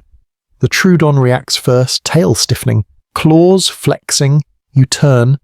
A smaller predator, Dinosaur, Tyrannosaurus, slender and twitchy, slips into the clearing. The two lock eyes. There's no roar, no theatrics, just quiet tension. A standoff between thinkers. After a few seconds, the Brontosaurus hisses, softly steps back and vanishes into brush. The Troodon watches it go, then exhales, shoulders dropping. Conflict averted. Thought triumphing over reflex, perhaps. You kneel again, letting the mud squish under your fingers. It's cool, rich, dense with life. You realize this patch of earth might hold the fossilized remains of this Troodon someday. Its skull, its prints, even the impressions of those curious claw taps might survive as evidence of thought. A neural echo written in stone. Above the microraptors take off again, weaving between shafts of light like bits of moving smoke. Their flight isn't perfect, short glides, sudden drops, but it's progress. The sky once owned by pterosaurs is beginning to democratize. Everyone's auditioning for tomorrow. You stand stretching your sore knees. The Troodon glances up one last time. Its eyes flash yellow-green in the morning sun. Then in a blur of feathers, it slips into the underbrush, vanishing so cleanly it might have never been there. The silence that follows feels heavy, sacred. You turn in a slow circle, taking in the world, the damp air, the call of unseen birds, the distant crash of something large moving through trees. Somewhere nearby, an egg hatches, a predator feeds a mammal, dreams. The first mind of the Cretaceous has wandered back into shadow, leaving behind only a faint trail of footprints in the mud. Narrow, precise, purposeful. You kneel and place your hand beside one. It's smaller than your palm. The print fills with a trickle of water from the morning dew, shimmering for an instant before fading. You whisper, "Remember this one," because you know what comes next. The bigger minds, the louder ends, the silence that will fall after. But for now, under this fragile morning light, a creature has just thought about something, and that's enough. The air warms again by mid-morning, humid enough that you can taste the minerals rising from the ground. The quiet mood left by the Troodon doesn't last. Somewhere behind the horizon, the earth clears its throat. A low, rhythmic thump rolls through the soil, too deep to be footsteps. You kneel, press your hand to the mud, it trembles in tiny, steady pulses. The sky looks normal at first, then you notice a thin grey band stretching across it like a scar. Ash. Volcanoes. The Cretaceous never does anything halfway. The first plume rises hours later, far to the south. It climbs into the atmosphere, twisting like smoke from a match. The sound reaches you much later, a rolling boom that makes birds erupt from the trees in flocks of black scribbles. You can almost feel the air pressure drop, the temperature tilt. Scientists still argue where exactly these eruptions came from, the East Asian arc maybe, or deeper mantle hotspots that fed the fire under what's now the Indian Ocean. What they agree on is this: the late Cretaceous sky was never stable. For every century of calm came a decade of smoke. You start walking north toward higher ground. The air thickens with dust. Each breath tastes faintly of copper. The light dims to orange. The forest you just left begins to sweat resin in panic, its trunks bleeding amber that glows eerily in the half-dark. The insects don't even try to fly now, they crawl confused. When the first ash flakes fall, they're fine as flour. You brush them off your sleeve and realize they're warm. It's beautiful and horrifying, like standing inside a slow-motion snow globe someone keeps shaking. You crest a ridge that overlooks a broad valley. What was once a braided river system is now a vast grey plain of sluggish water and steaming channels. Herds move along the edges, silhouettes trudging through haze. The Megatosaurus maybe, or the smaller hadrosaurs. Their outlines blur until they look like ghosts of themselves walking through memory. Thunder mutters, but it isn't rain. It's mountains collapsing somewhere beyond the visible horizon. A flash, then a deeper sound, a slab of cliff giving up and sliding into nothing. The shockwave hits seconds later, bending reeds flat. You drop instinctively, heart racing. When you rise again, the herd is still moving. No panic, just weary adaptation. They've lived with this before. You wipe sweat and ash from your face. It smears into streaks that smell faintly of sulfur. Beneath that odor is something else, sweetness. Pollen. Even as ash falls, some stubborn plant is blooming. Life here refuses to read the weather forecast. A small Tyrannosaurus stumbles from the haze feathers, dusted grey. It moves toward a pool, dips its claws and splashes water over its body like a tired spa guest. Its long face tilts up, eyes half closed. Steam coils around it, giving the impression of an animal bathing in its own legend. You laugh under your breath. Self-Care Cretaceous Edition. Another boom follows closer this time, and the ground shifts underfoot. Pebbles skitter down the slope. You look back toward the plain and see plumes rising from fissures, each one glowing red at its heart. The spectacle is both terrifying and oddly soothing. You realize that this too is part of the story, the planet resetting its surface, feeding itself minerals, stirring the pot of evolution. Volcanic pulses change everything: temperature, rainfall, even ocean chemistry. They end lives, yes, but they also shuffle the genetic deck. Scientists still argue whether these eruptions helped weaken ecosystems long before the final asteroid strike. But standing here, breathing in heat and dust, you understand how fragile balance really is. It isn't peace, it's just a truce between disasters. The sky turns brown, then amber again. Light filters through like syrup. You climb down into a gully for shelter, the walls streaked with newly fallen ash. It clings to everything: your hair, your skin, even the water that pools at your feet.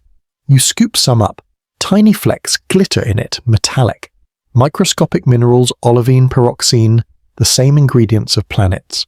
You're holding fragments of the world's furnace. A tremor runs through the ground so hard that ripples race across the water. Far off, a sauropod trumpets in alarm, answered by another. You can't tell if they were calling to one another or arguing with the mountain. The heat builds. You duck under an overhang where the rock face pulses faintly red from internal fire.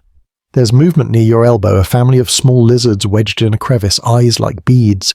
They stay absolutely still, waiting for the temperature to decide their fate. You stay still with them. For a few long minutes you share the same prayer: cooler air soon. And it comes not from mercy, but physics. As the ash cloud thickens, sunlight dims. The sudden darkness feels almost intimate, close, enveloping. The temperature drops 10 degrees in a heartbeat. You exhale visible mist. Steam from your skin mingles with the haze, ghosting upward in tiny spirals. It's easy to imagine this scene repeating across the globe. Sudden chills, acid rains, ecosystems gasping between extremes. Some species vanish quietly. Others adapt in strange, lucky ways. Thicker feathers, broader leaves, faster metabolisms.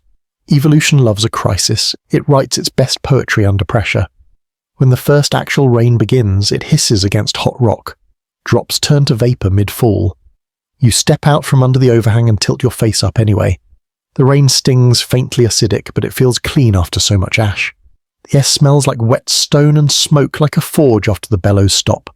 Across the valley, lightning laces the horizon, striking repeatedly in the same place until it looks as if the earth is breathing light. You wonder if some tiny creature buried safely under the mud feels this tremor as nothing more than a lullaby. You stay until the wind shifts and clears a small hole in the clouds. Through it you see a slice of pale sky, startlingly blue against the gloom.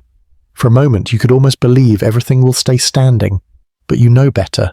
You can hear it in the ground, that deep hum, magma whispering, continents drifting, destiny rearranging itself, grain by grain.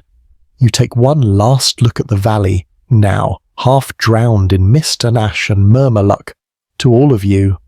Then you turn away, climbing toward clearer air, the volcano's roar fading behind you. The path away from the ash plain feels endless. The air cools and the smell of sulfur fades into that of rain-soaked soil. You keep walking until the thunder of distant eruptions becomes only a low hum beneath your feet, the planet's pulse settling into a tired rhythm. By the time you reach higher ground, the light has changed again. The sky, newly washed by volcanic rain, turns a tender shade of blue. The land below glistens silver puddles, fresh rivers blacken trees. It's a world rinsed but not ruined. You stand on a ridge overlooking what was once chaos. Below, new grass-like shoots poke through cracks in the mud. The first pioneers of recovery. Within days they'll carpet the valley. Within centuries forests will return. The Nemegt basin, forever on the brink, always finds its balance again. You sit and let your breath catch up. Around you the air hums faintly, the drone of insects, the low croak of frogs reclaiming their puddles, the soft rustle of something small in the underbrush. It's quieter than before, but not empty. Life never truly pauses, it just changes tempo. From the far slope a movement catches your eye. A herd of hadrosaurs still coated in volcanic dust moves slowly along the edge of a new stream. Their flanks are streaked grey and white like marble statues that learn to walk. They chew the regenerating reeds with the patience of beings who understand cycles better than any philosophy book ever could. One raises its head, snorts, and sends a puff of dust into the air. The smell drifts up to you. Musky, organic, comforting. That smell has no extinction date. You glance farther down the ridge. Something smaller moves along the same route, three feathered shapes picking delicately through the mud. Raptors again, but slower, less aggressive. They look thin. Maybe they lost their pack in the chaos. One stops to sniff the air, its plumage glowing faintly in the sunlight like burnished copper. It's beautiful, almost fragile. They're survivors too. The food web is resetting itself and everyone's improvising.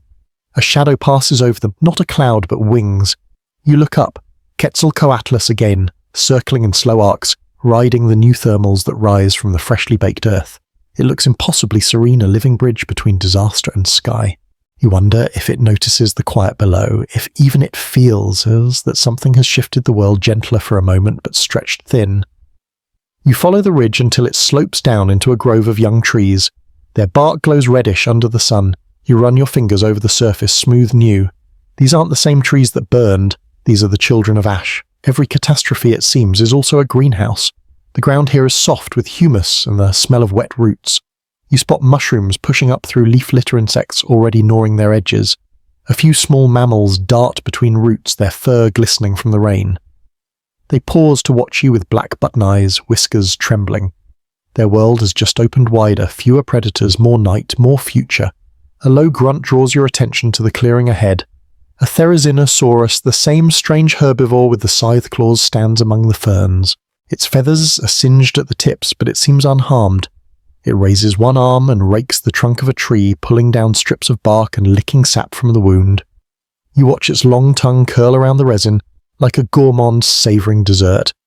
Scientists still argue what Tyrannosaurus truly ate, leaves, fruit, insects, or whatever didn't run too fast. Watching it here, you'd say, yes, all of it. The creature isn't picky, just grateful. You step softly to avoid startling it. The claw marks it leaves in the tree gleam wetly parallel grooves like signatures. When it finally moves on, you approach and place your hand inside one of the impressions. Your palm barely spans half the depth. For all its size, the mark feels gentle, controlled strength. You whisper, not everything with claws means harm. A sound above a rustle of leaves. You look up to see several protobirds perched along the branches preening their feathers. The sunlight catches their wings and turns them iridescent. They chatter softly, gossiping about nothing in particular. A few dive toward the forest floor to snatch up insects disturbed by your movement, then return to their perches triumphant. They are unmistakably the future of the skies. Smaller, quicker, lighter evolution's insurance policy against the volatility of big bodies. You can already see where this is going. One hops closer, tilts its head and opens its beak. The sound that comes out isn't a hiss or a squawk, but something melodic, tentative, experimental.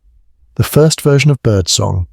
It lasts only a second, but it fills the clearing with unexpected warmth. You smile despite yourself. In the quiet that follows, you sit beneath the new trees and close your eyes. The earth smells like rebirth, wet mineral electric. The volcanoes may still simmer, but here life is already writing its next chapter. A dragonfly lands on your sleeve, iridescent blue. Its wings hum faintly matching your heartbeat. You think of all the creatures that made it through Trudonprt. Ceratops, the raptors, the mammals, even the humble fungi. None of them know they're rehearsing for extinction. They're just living. And maybe that's all survival ever means. You look down at your muddy hands, then around at the green sprouts threading through ash. The world seems to whisper something quiet but profound. You don't rebuild by remembering how things were. You rebuild by growing into what comes next. A warm breeze moves through the ferns carrying the scent of sap and ozone. You stand, stretch, and take a final look at the clearing. The Tyrannosaurus is gone. The birds sing again. Somewhere beyond the ridge, the herd of hadrosaurs calls, voices echoing against the valley walls like a benediction. The long afternoon of the lizards, you think. A pause before the world reshuffles again. You turn toward the west where sunlight filters through haze, gold over grey, a colour you've never quite seen before. And you realise the planet is still beautiful even when it's tired, maybe especially then. You follow the wind west until the rivers run out and the sky becomes a mirror. Water divides the continent like a bright scar, the western interior seaway warm as soup, stretching from what will be the Arctic to the Gulf. You stand on its shore and taste salt mixed with clay, feel a breeze that has practiced this crossing for millions of mornings. A flock of toothy, crow-sized birds lifts from a driftwood snag and pours itself toward the horizon in a ragged ribbon. You go with them not by flapping you would last 5 seconds, but by letting the narration shoulder you across like a quiet ferry. Land returns on the far side as a green silhouette hills breathing, mist forests leaning over tannin-dark streams. You step ashore into air that smells of leaf mold, fern breath, and iron. This is Appalachia, the eastern island continent of late Cretaceous North America, separated from its western sibling Laramidia by the seaway you just crossed. Mainstream fact that watery divides split ecosystems for tens of millions of years, and evolution went off and wrote 2 different dialects of dinosaur. The canopy here is denser than the Mongolian floodplains, a quilt of magnolia dawn redwood, and broadleaf strangers you can't name. Underfoot, spongy soils drink your steps. Sunlight falls in coins, the air keeps most of them. You hear water before you see it. A blackwater creek curling around cypress knees, and the knuckled roots of trees that learn to stand in floods. Dragonflies skate its surface, and a turtle, the eternal intern, plops from a log with dignified resignation. A rustle ahead. Leaves tremble, then part. A heavy muzzle pushes through the understory jowls shining with sap. The animal steps into a patch of light and resolves into a late Cretaceous hadrosaur, tall as a box truck at the hips and tasting the world like a connoisseur strip-chew swallow step. You think of the names your century will give its cousins here. Hadrosaurus in New Jersey, Marl Hypsibema down in what will become the Carolinas and Missouri, Lofor Hothan along ancient Gulf shores, a roll call of big herbivores that turned leaves into architecture. Their tracks pock thick clays. Their rumbles make cypress knees quiver. There's a quiet strangeness to this side of the water. You listen for the baroque frills of ceratopsids, the ankylosaur clubs, the celebrity tyrants of the West, and you don't hear them. That's another mainstream note. Ceratopsids never really make it to Appalachia, and ankylosaurids seem absent too.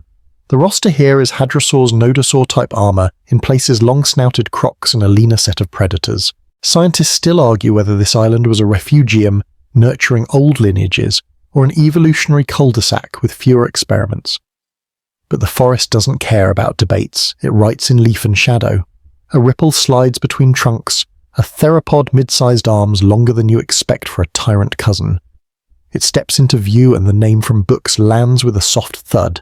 Dryptosaurus aquilunguis once lay-laps the raptor-armed hunter of eastern marl pits. It holds its head low tail, stiff hands half open like a pianist deciding whether to play. The teeth say tyrant. The forelimbs say, maybe I grab first. Scientists still argue whether Dryptosaurus hunted in deep cover like a panther, with scales, or ambushed from creek edges like a soggy sprinter. Today it chooses patience, which to be fair is also your workout plan. A branch snaps. The hadrosaur freezes one hand of leaves halfway to its mouth. Dryptosaurus flows forward 3 steps, a pause, a test of wind. The creek gives a polite gurgle and the hadrosaur bolts exploding understory into confetti. Dryptosaurus lunges, then brakes hard at the bank, unwilling to risk a deeper splash. The reason surfaces with a prehistoric smile, a gigantic skull armoured in ridges teeth like railroad spikes. Dinosaurus, the terror croc of both shores, slides from tea-coloured water and settles again as if the creek dreamed it. Quirky tidbit later, people will find Dinosaurus bite marks in dinosaur bones and imagine the croc as a specialist in leg of hadrosaur.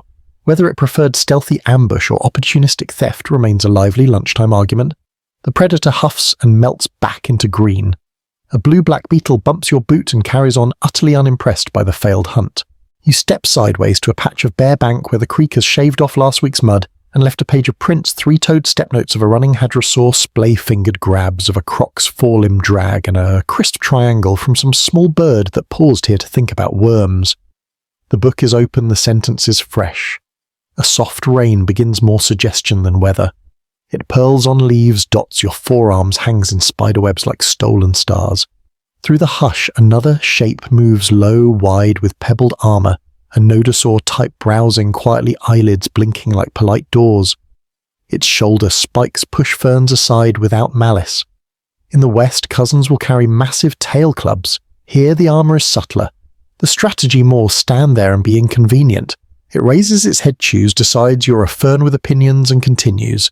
Same vibe, honestly. You climb a gentle rise and the forest opens into a marl, flat, pale, sticky clay that will one day swallow the boots of 19th century diggers. You can almost see them quarrymen in New Jersey, hauling greenish slabs, the first Hadrosaurus bones of 1858, laid out like a riddle. A painter will later imagine Laelaps and Dryptosaurus mid-air claws locking a Victorian superhero poster for deep time. The quirky human footnote arrives with a grin. The marl itself, ancient fertilizer, will help feed fields whose trains burn coal, laid down by even older forests. Those same trains will haul dinosaur bones to museums where children whisper, "Wow." Cycles are messy, but they rhyme. The rain freshens. Within minutes the creek swells and a smell of wild onion and crushed mint rises where roots tear. You follow a game trail along the water and pass a tangle of vines dotted with pale blossoms, angiosperms pushing sugar into the system with the zeal of new converts. Bees not ours, but ambitious stand-ins, shoulder-past flies in arguments staged on petals. Colour here feels louder than the light allows. Waxy greens, wet mahogany bark, yellow dots that insist on being noticed. A tremor of sound rolls through the trunks. Not roar exactly, more a hoarse bellow modulated by trees. Across the creek 3 hadrosaurs wade belly deep and call to a 4th on the bank, a low-frequency bridge you feel behind your breastbone. Communication in this island wood is cautious and intimate. There's no prairie stage to grandstand on. A small chorus answers from farther up the watershed, and for a moment the whole valley seems to hum in one note. If Wales had forests, they'd sound like this. You step under a cypress to wait out the heavier rain. It patters on flare root buttresses and drums a wooden syllable you could fall asleep to. Something tickles your wrist, a millipede the length of a pencil navigates your skin with many-legged diplomacy. You let it cross to a root and whisper you do you. The storm tapers. Steam rises, turns the air to silk. A pair of ornithomimosaurs, Appalachian ostrich things, ghost along the opposite bank necks, weaving like reeds. They peck at something invisible, sprint a short burst just to remember how then vanish up a slope in synchronized indecision. You blink and the forest stitches itself where they were. You climb after them and emerge on a knoll where wind finds you again. From here the mosaic makes sense. Blackwater veins, cypress knee galleries, flats of marl like open primers, ridges wrapped in evergreen. An island world teaching itself alternative answers to the dinosaur question. Scientists still argue whether the isolation kept Appalachia primitive or simply different. The absence of showy horns and mauls feels less like lack and more like a design. Brief shade, mud patience.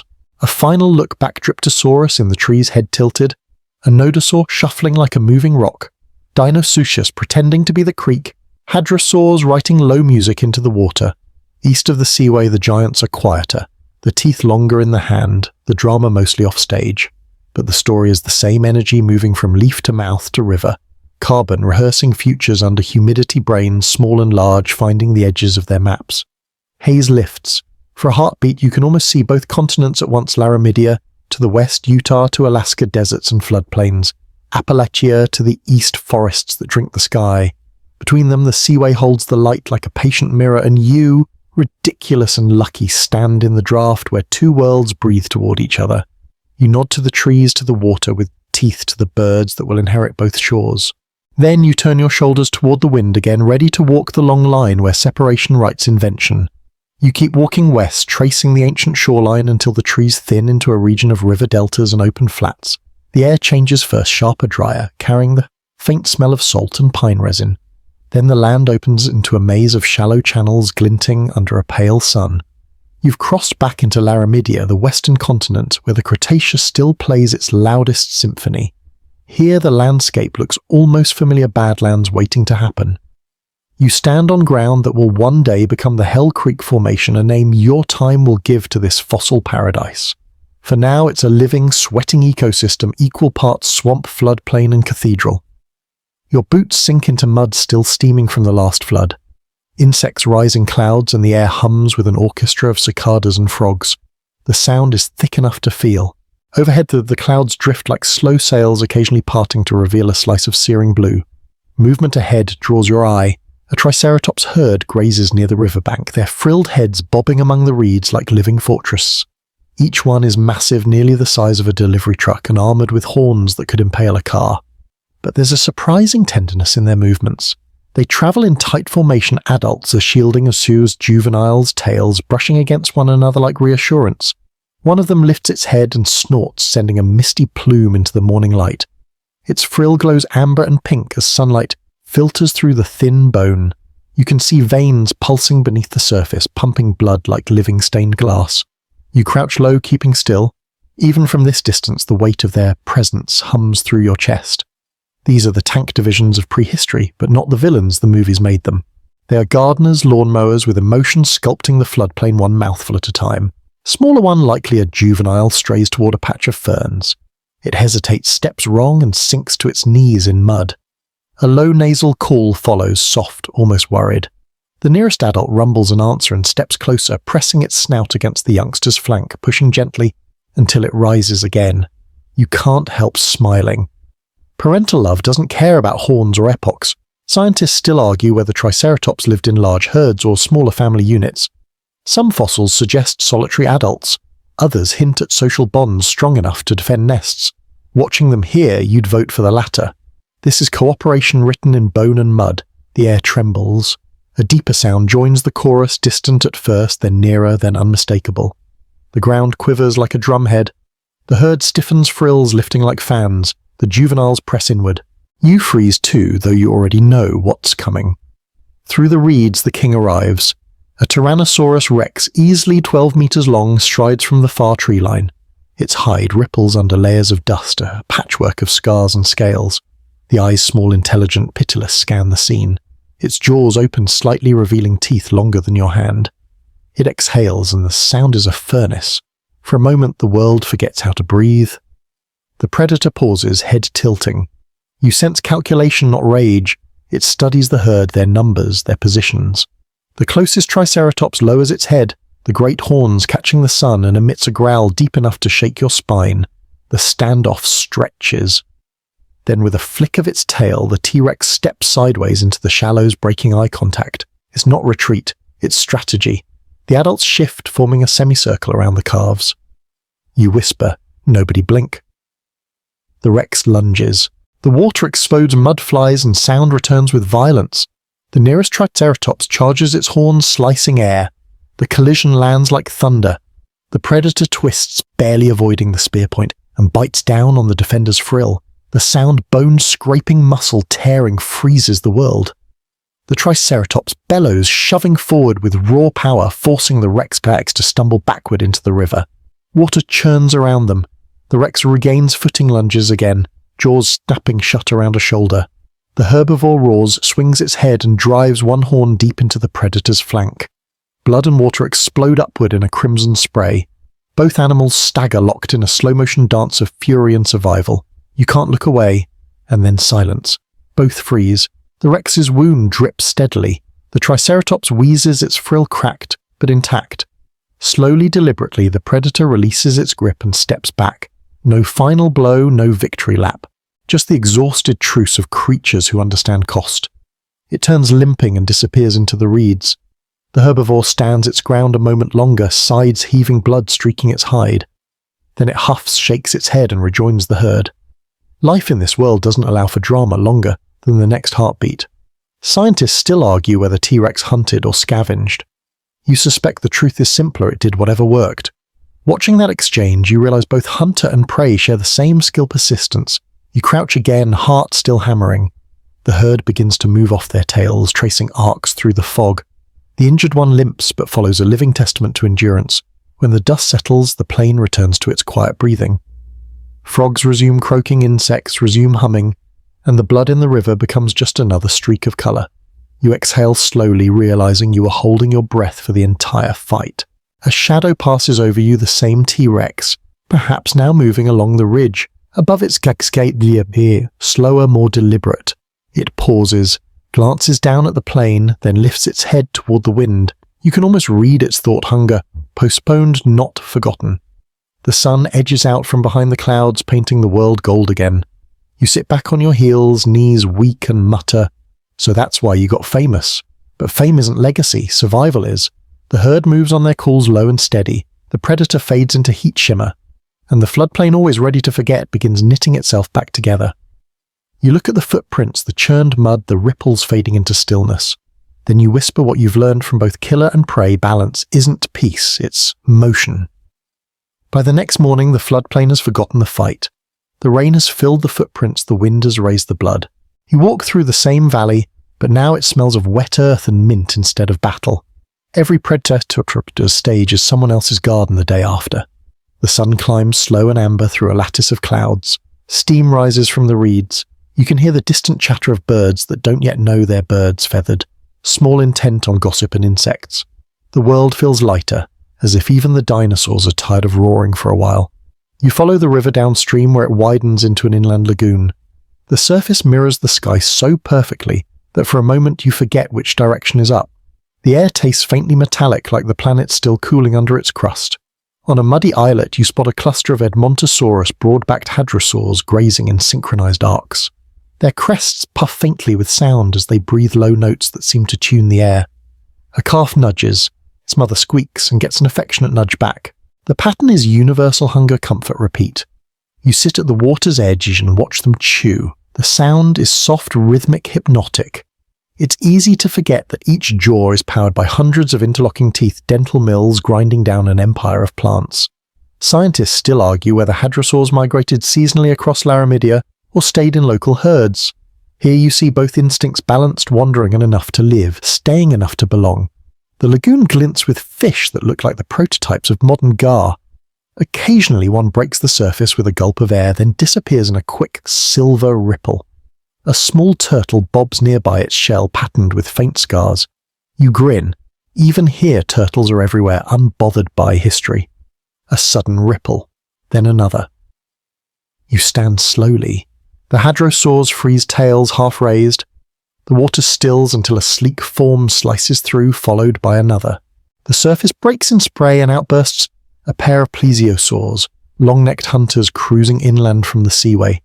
They breach once, twice, then vanish again under the surface, their movements so fluid they seem weightless. You've read about them, distant relatives of the mosasaurs, perhaps reptiles that returned to water and never looked back. The hadrosaurs back away from the shore, wary but calm. The lagoon settles. Then the sky darkens, not with storm, but with wings. A flock of ornithurine birds, true birds, sweep low over the water, their beaks snapping at insects caught in the reflection. Their feathers flash metallic green and bronze. One dives too steeply, clips the surface, and spins before recovering in a triumphant shake. You chuckle. 10 out of 10 for style, -5 for grace. They circle once more, then vanish into the trees. The silence afterward feels charged, as if the air itself holds its breath. You sense something else approaching, slower, heavier. The ground trembles. Reeds part. From the tree line emerges a creature you didn't expect here not so far north. Allosaurus magniventris, living tank of the late Cretaceous. His back glints with bone plates each studded with nodules like cobblestones. His tail ends in a club so massive it could shatter concrete. Yet it moves with surprising gentleness, sniffing the air before lowering its head to drink. You step back respectfully. It doesn't notice, or it chooses not to. Its hide bears streaks of dry mud, its eyelids crusted with dust. A veteran of this world's chaos. You find yourself whispering, "You made it, old soldier!" The ankylosaur lifts its head at the sound, stares blankly for a few seconds, then huffs a warm cloud smelling faintly of swamp and pine. Then it wades deeper water, rising to its knees, the current swirling around its tail club like smoke around a slow comet. Scientists still argue whether that tail was defensive or display weapon or advertisement. Watching it move, you think it might be both. In a world this unpredictable, being beautiful and dangerous at once is just good strategy. You sit again, letting the scene soak into you. The lagoon reflects the ankylosaur, the hadrosaurs, the fish, the sky, all mirrored and equal. Life here isn't a hierarchy, it's choreography. Everything moves in circles, trading energy, writing over yesterday's footprints. A flash in the reeds pulls your focus. A small raptor, no bigger than a dog, stalks the edge. Its feathers are dark with oil-slick shimmer, its steps precise. It's not hunting the giants, it's after something smaller, the lizards and frogs that use the hadrosaurs as shade. You watch as it crouches, leaps, and disappears into the reeds with a rustle and a muffled squeal. Moments later it re-emerges, prize in mouth, a frog dangling like punctuation. The raptor glances at you as if daring commentary, then vanishes again. You grin. Carry on, chef. A cool wind rises, rippling the lagoon. You smell rain coming, but this time it's soft cleansing, not volcanic. You tilt your face upward as droplets begin to fall, warm and steady. Across the water, the hadrosaurs stay put, chewing through the weather. The ankylosaur raises its head, blinking slowly, enjoying the rinse. You sit cross-legged, the rain plastering your hair to your forehead. The world hums alive, but calm. And then faintly, through the sound of rain, you hear it a call so low it vibrates more than it echoes. You look up and see a distant silhouette against the storm, a Tyrannosaurus, but smaller than the one you saw before, a juvenile perhaps, or another species entirely. It moves along the ridge, watching the valley below. It doesn't attack, it just stands there, framed by the sky, rain streaking down its snout. You realize it's listening, not hunting. Listening to the same sound, you hear the pulse of a living world resetting itself after fire, after fear. The Rex lifts its head, opens its jaws, and lets out a sound, not a roar, but a deep, drawn-out note, almost mournful. It rolls down the valley and across the lagoon, startling fish and frogs alike. The hadrosaurs answer with their own rumbling chorus. The ankylosaur thumps its tail once against the mud, and the rain thickens to applause. It's not war this time, it's conversation.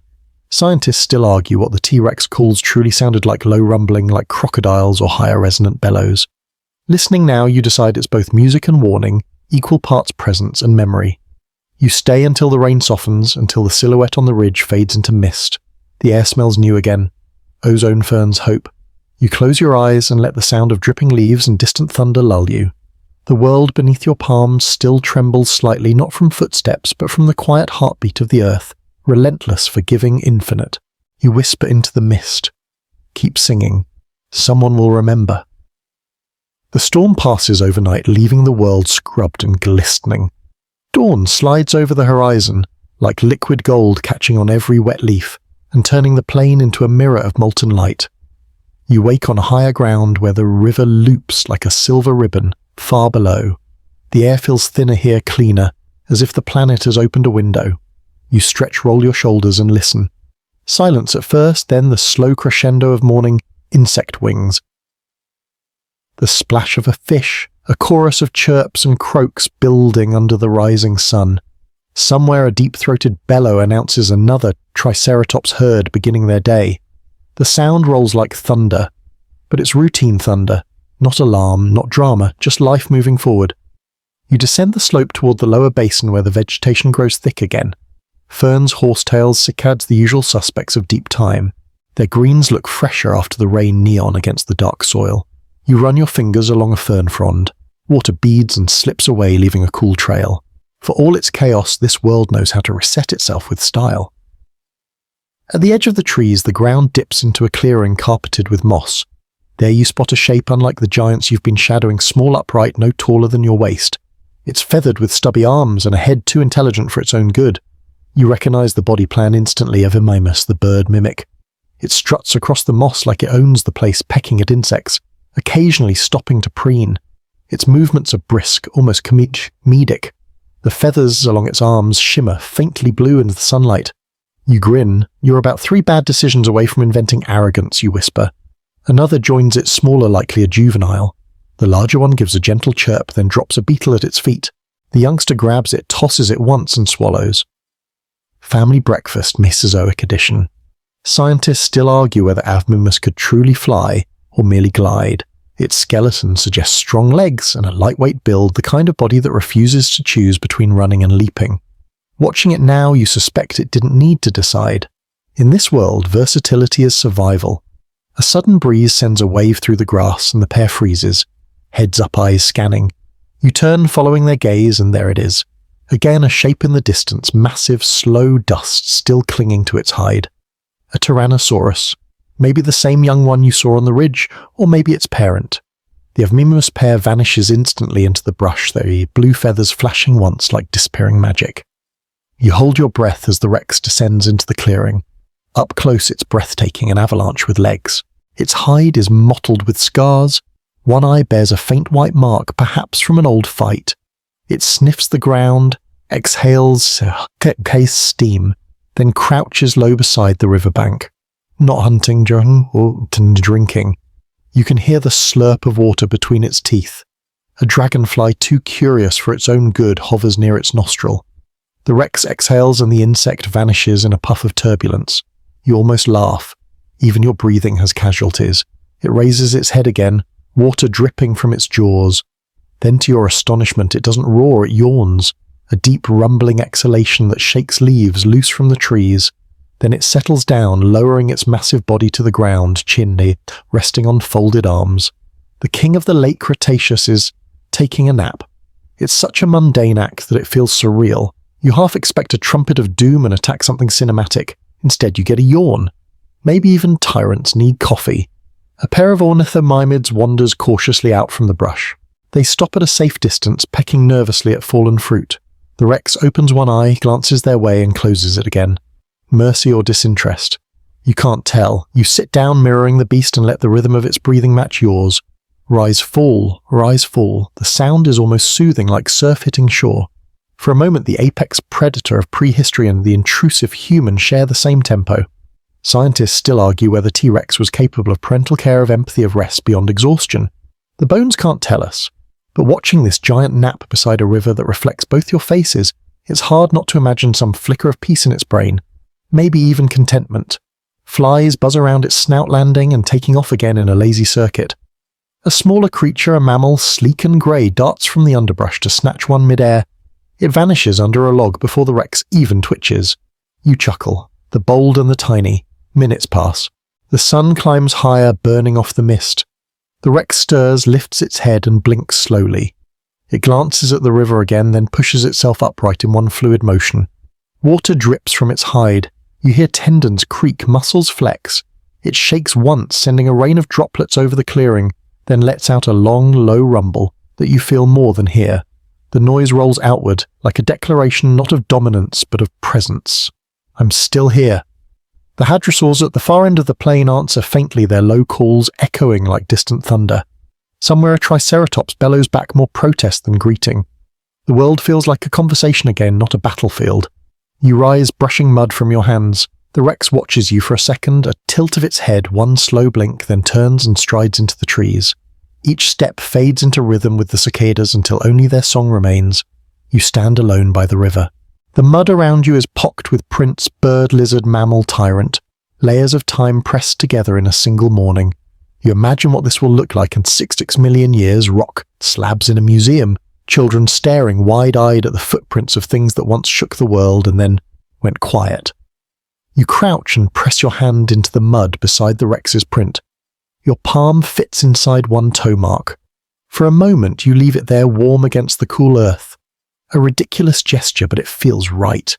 You whisper, "We'll remember you."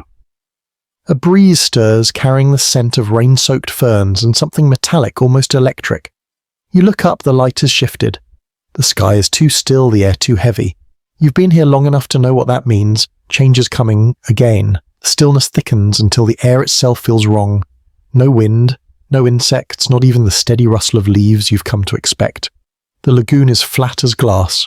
Even the frogs have gone silent. Every sense you have ancient human borrowed whispers the same thing: something enormous is about to happen.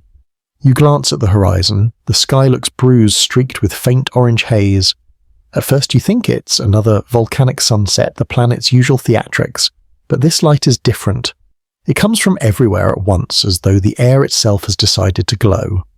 Then you notice the animals. The herds are restless. Hadrosaurs shift uneasily in the shallows, tails swishing. Triceratops bellow short, uncertain notes. A flock of small birds rises circles, then lands again, indecisive, confused. Even the insects seem to fly lower, hugging the ground. You can almost taste the static building. You murmur, "Easy, now you don't even know what's coming." But of course they do. The earth knows before the eyes do. Far to the south, the horizon flickers once, twice, flashes so bright they outshine the sun for a heartbeat. Then moments later, a dull white bloom rises into the atmosphere, expanding like a ghost flower. No sound reaches you yet, but your bones already know it. The Chicxulub impact 6 million years before your own time, the day everything changes. The light fades, leaving behind a thin ascending column of cloud, bright at its base, black at its top, reaching beyond sight. You realize you're watching vaporized ocean and rock clawing their way into space. It's strangely quiet here. an unbearable calm before the sound arrives. When it does, it isn't noise, it's pressure. A wall of air that hits like a living thing. The ground flexes. Trees bow, then snap. Birds explode into the sky, their cries shredded by the wind. You throw yourself to the ground and cover your head, but there's no escaping it, a single shockwave strong enough to circle the planet in minutes. When the wind dies, the world is still vibrating. The sun dims briefly as though blinking. A fine rain of dust begins to fall, tasting of metal and salt.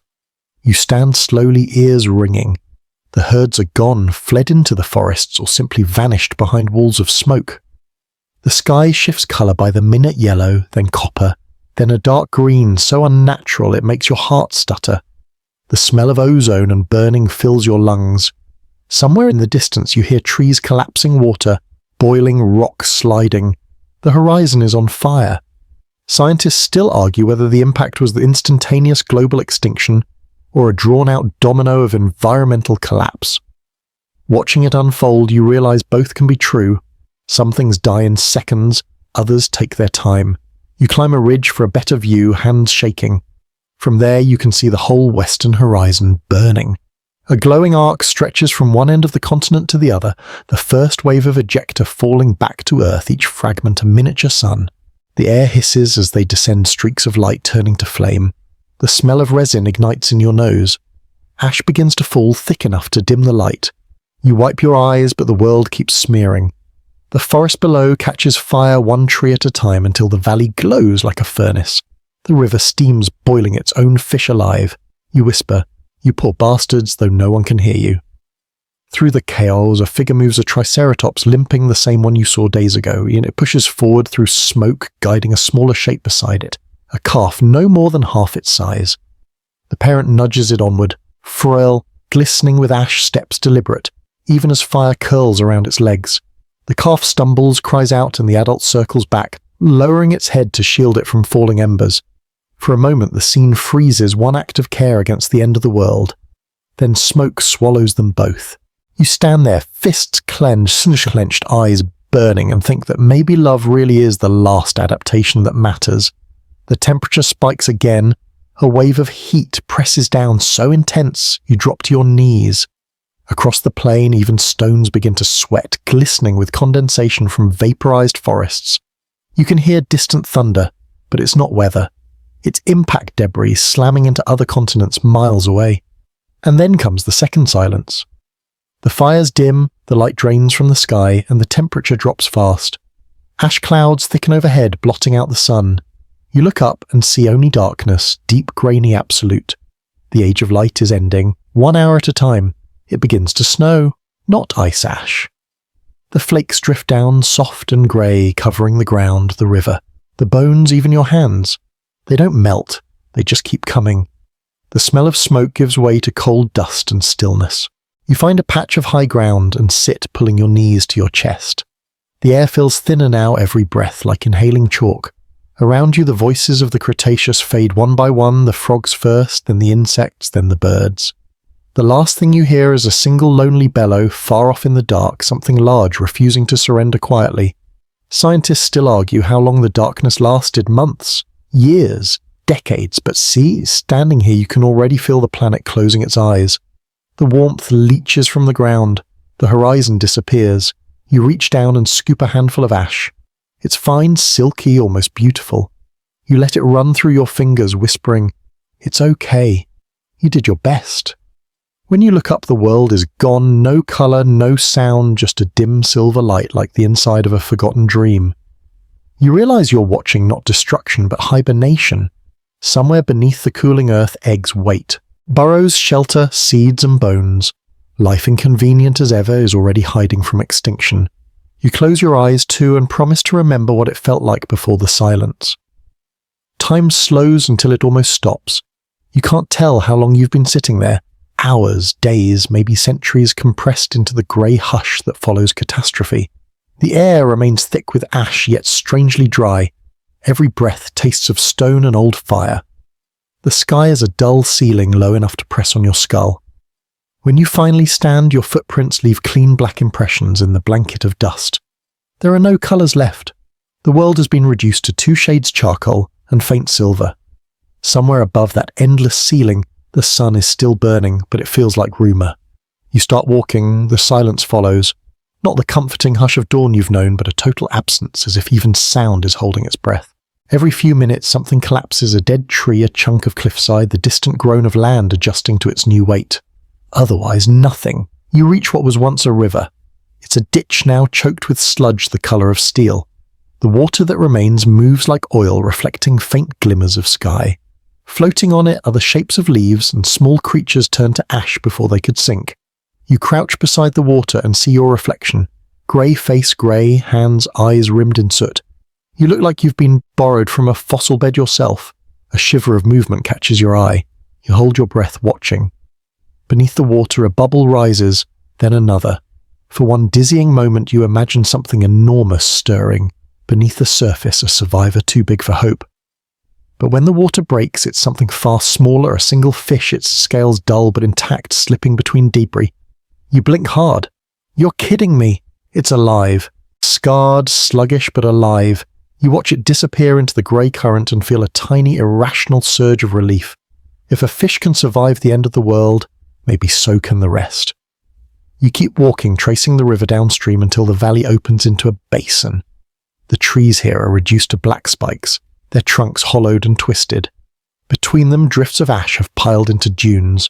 For the first time you realise it's snowing again this time, mixed with fine soot and glassy grains from melted stone. The flakes sting when they touch your skin. You lift your hand, let a few land on your palm. They melt instantly, leaving tiny circular burns that fade as fast as they appear. The atmosphere is still feverish from the impact temperatures oscillating between freezing and unbearable in the space of minutes. You can feel it in your bones, the world's climate, lurching towards something unpredictable. Scientists still argue how fast the collapse happened, whether the greenhouse heat came first or the nuclear winter won the race. Standing here, you understand that both ran together. The planet's thermostat is a pendulum, not a dial. Ahead, the ground glows faintly. You approach cautiously expecting fire. Instead, it's something else, a wide patch of glass fused into the soil. The surface ripples like frozen water. You step closer and realize it's sand melted by the heat blast impact glass. The planet's brief attempt at art. Embedded in it are fossils of leaves, feathers, and heartbreakingly a small footprint perfectly preserved mid-stride. You kneel beside it. The print is smaller than your palm. Bird maybe, or one of the last small dinosaurs. It leads nowhere.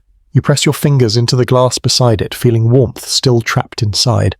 "I see you," you whisper. A low rumble answers, not from the sky this time, but from beneath. The earth itself is still moving, reshuffling plates and fractures left by the impact. The ground shivers like muscle twitching after trauma. You step back, heart pounding, as a crack opens through the fused sand, releasing a hiss of steam. Beneath, the crust water still boils, trying to rise. You walk again, skirting fumaroles that breathe pale smoke. The air is thick, but not lethal. Each inhalation feels like borrowing someone else's oxygen. You wonder if you're walking through the very layer that future geologists will call the K-PG boundary, the line that divides everything before from everything after. The thought feels intimate and unbearable at once, like standing at the seam of life's own diary. Then against all odds, movement. From a mound of ash near your boot, something wriggles, a small furred shape pushing upward like a seedling. It bursts free, coughing dust, blinking in confusion. A mammal shrew-sized, covered in soot. Its whiskers twitch as it sniffs the air. For a moment it stares straight at you, eyes black and wet. Then it scurries toward a pocket of shelter under a rock, vanishing from sight. You laugh a dry, cracked sound. You made it. Of course you did. The irony hits you, all the giants gone, all that thunder are sussed, and what crawls out first is a creature you could fit in your palm. But that's how stories continue quietly, stubbornly, without permission. Scientists still argue how many species survive the first days, maybe 1 in 10, maybe fewer. But those few are enough. A few fish, a few turtles, a few mammals, a few birds. Seeds sleeping under ash. That's all a planet ever needs. The wind rises again, carrying dust across the basin. It moves like slow smoke, reshaping dunes, erasing footprints, including yours. You pull your collar up and start walking toward a dim patch of light ahead. The sun may be struggling through the haze. The air grows slightly warmer as you climb a ridge, and when you reach the top, the view nearly stops your heart. Beyond the valley, the world is still burning at the edges, but the sky above the horizon has cleared just enough to show a faint orange disk, the sun pale but real. Its light spills over the ruins, turning ash to gold. The effect is uncanny death, pretending to be dawn. You close your eyes against the glare and whisper, "All right." Round 2. Behind you in the valley something rustles again, a flutter faint but persistent. You turn and see a bird, small feathered beak, narrow wings tattered but functional, rise shakily into the air. It beats once, twice and catches a thermal rising off the cooling ground. You follow it with your eyes until it vanishes into the haze. Somewhere below the shrew-like mammal squeaks. You smile. Life has decided the rehearsal is over. You sit on the ridge until the faint sun dips lower, painting the sky with weak light. The air smells faintly of clay and rain. Everything is quieter now, but no longer empty. The silence is no longer fear, it's potential. The age of dinosaurs is ending, but the world hasn't stopped breathing. It's only pausing, gathering its courage, waiting for its next line. You whisper into the cooling wind, "Rest easy, giants. The small ones have the script now." The ash thins over the next days or maybe centuries. Time feels stretched here like heat shimmer over rock. The air lightens shade by shade until the first clear blue leaks through, timid but stubborn. You stand on a ridge of cooled basalt, and for the first time since the impact, sunlight touches your skin without burning or disappearing. The warmth is faint, filtered through the haze, but it feels like forgiveness. Below you lies a world in mourning and rehearsal. Forests are gone. What remains are mosaics of black stumps and pale ground streaked with runoff, where rains have carved gullies through ash. Lakes glimmer in their hollows, fed by acid rain and snowmelt. The rivers are clogged with charcoal. Every gust of wind carries the dry rasp of minerals being born again. But among the wreckage life stirs. You crouch and sweep ash aside, uncovering a spray of green, small serrated leaves no bigger than your fingernail. Ferns. They've returned like whispers after a long silence. Mainstream fact paleobotanists call it the fern spike, the moment after the cataclysm when ferns exploded across the continents, reclaiming dead soil before trees dared try. Each spore a tiny resurrection. You run your thumb along one frond and grin. You whisper as though speaking to the planet itself. Around the sprigs, insects are already back at work. Beetles, roaches, ants, nothing fancy, just the volunteers of creation. They scuttle over scorched bark, test the new pollen, and begin rewriting the rulebook of appetite. A dragonfly lands on your boot, its wings ragged but iridescent. Even tattered, it still glows like glass. A faint buzz comes from the distance, not machines, not thunder. You follow it to a shallow pool where the water glints green with algae. The film trembles with tiny movements, copepods, ostracods, microscopic crustaceans resurrected from resting eggs that survived the firestorm. They jitter in sunlight that hasn't touched water in years. Life's version of applause. You kneel, touch the surface and feel it vibrate against your fingertips. The warmth of rebirth. The air smells sharper now, ozone, mud, new photosynthesis. Clouds drift higher. You can actually see them moving instead of choking. On a ridge nearby, something flutters. A small shape, a bird, brown and unremarkable but alive. It hops from rock to rock, pecking at the insects, its feathers dusty but intact. When it lifts its head, you can see a hint of colour on its throat, faint blue. It stretches its wings, hesitates, then flies. The flight is clumsy, a dozen flaps before landing again, but it's enough. You grin. Go on. Someone has to test the air. Scientists still argue whether all birds descended from a single surviving lineage, a few species tucked into southern refuges, or several separate survivors spread across the globe. Either way, this one is proof that flight didn't die, it just got quieter. You keep walking until you reach the shadow of a cliff. Beneath an overhang protected from the worst of the heat lies something extraordinary: eggs. Small, leathery, arranged in a shallow bowl of hardened mud. Most are collapsed, but one still bulges intact. You crouch closer. The shell bears fine cracks, the kind that whisper of movement inside. You hold your breath. The egg trembles once, twice. Then, with a faint sound like paper tearing a snout, breaks through, beaked, scaled, tiny. A hatchling blinks at the world for the first time. Its body glistens with moisture, its limbs trembling. You lean closer, stunned. It's a reptile, maybe a small lizard, maybe something newer. The shape is simple, perfect, familiar. It looks at you, mouth opening in what could be a hiss or a yawn, then crawls free of the shell, leaving it half buried in the dust. You watch it scuttle toward the fern patch, each step confident. You can't help laughing softly. Welcome back. For all the world's grandeur, rebirth still starts with creatures that fit in the palm of your hand. You sit back against the cliff wall, close your eyes and listen. The sounds are faint but real, buzzing, splashing, chirping. The orchestra is tuning again. A breeze stirs the ferns. Spore dust rises drifting like gold in the sunlight. You remember that these spores will one day fossilize as the green stain that marks this exact moment the first layer of the Cenozoic, the age after dinosaurs. In that dust lies the memory of everything you've seen: the Tarbosaurus, the Nemegtosaurus, the Troodon's clever eyes, the birds and beasts that danced across the floodplains. They're gone, yes, but their chemistry remains in the soil, feeding the ones that will come next. The smell of sulfur is fading. The air feels lighter. You breathe deep for the first time in what feels like years. In the distance, a low rumble, not thunder, but something subtler, patient. The world shifting plates again, grinding new mountains into being. The future continents are stretching, preparing their next drafts. You imagine what will crawl and swim and fly here, next small nervous mammals growing bolder with every generation. Birds learning to fill the skies their ancestors once shared with pterosaurs. Plants learning new shapes, new shades, new ambitions. The earth busy reinventing itself as if extinction were just another edit. You glance down at the hatchling again. It's already gone lost among the ferns. You smile half sad, half proud. That's right. Don't wait around. Scientists still argue whether mass extinctions are nature's tragedy or nature's punctuation marks the pauses between sentences of creation. Watching this world breathe again, you decide it doesn't matter. What matters is that the story keeps going. The light softens to amber as the day wanes. Shadows lengthen, stretching across the new ferns like gentle hands. The ash glittering in the air looks almost festive now, as though the planet is holding its own memorial and wake at the same time. You sit there until the first stars appear faint through the haze. The air is cool, the silence no longer dreadful. Somewhere nearby, water drips into a pool, steady, confident, eternal. You whisper to the newborn world, "Good night, old bones. Let's see what you dream next." The world keeps turning even under blankets of ash. Seasons faint and uncertain start to reappear. Cooler winds from the poles, humid rains near the equator storms that carry the first green dust farther than the eye can see. You walk across this new earth as the horizon widens. Softer now, the sharp edges dulled by time and patience. What had been wasteland is a quilt of rebirth. Patches of moss crawl over rock ferns, carpet the valleys, and the first shrubs dare to rise like shy thoughts.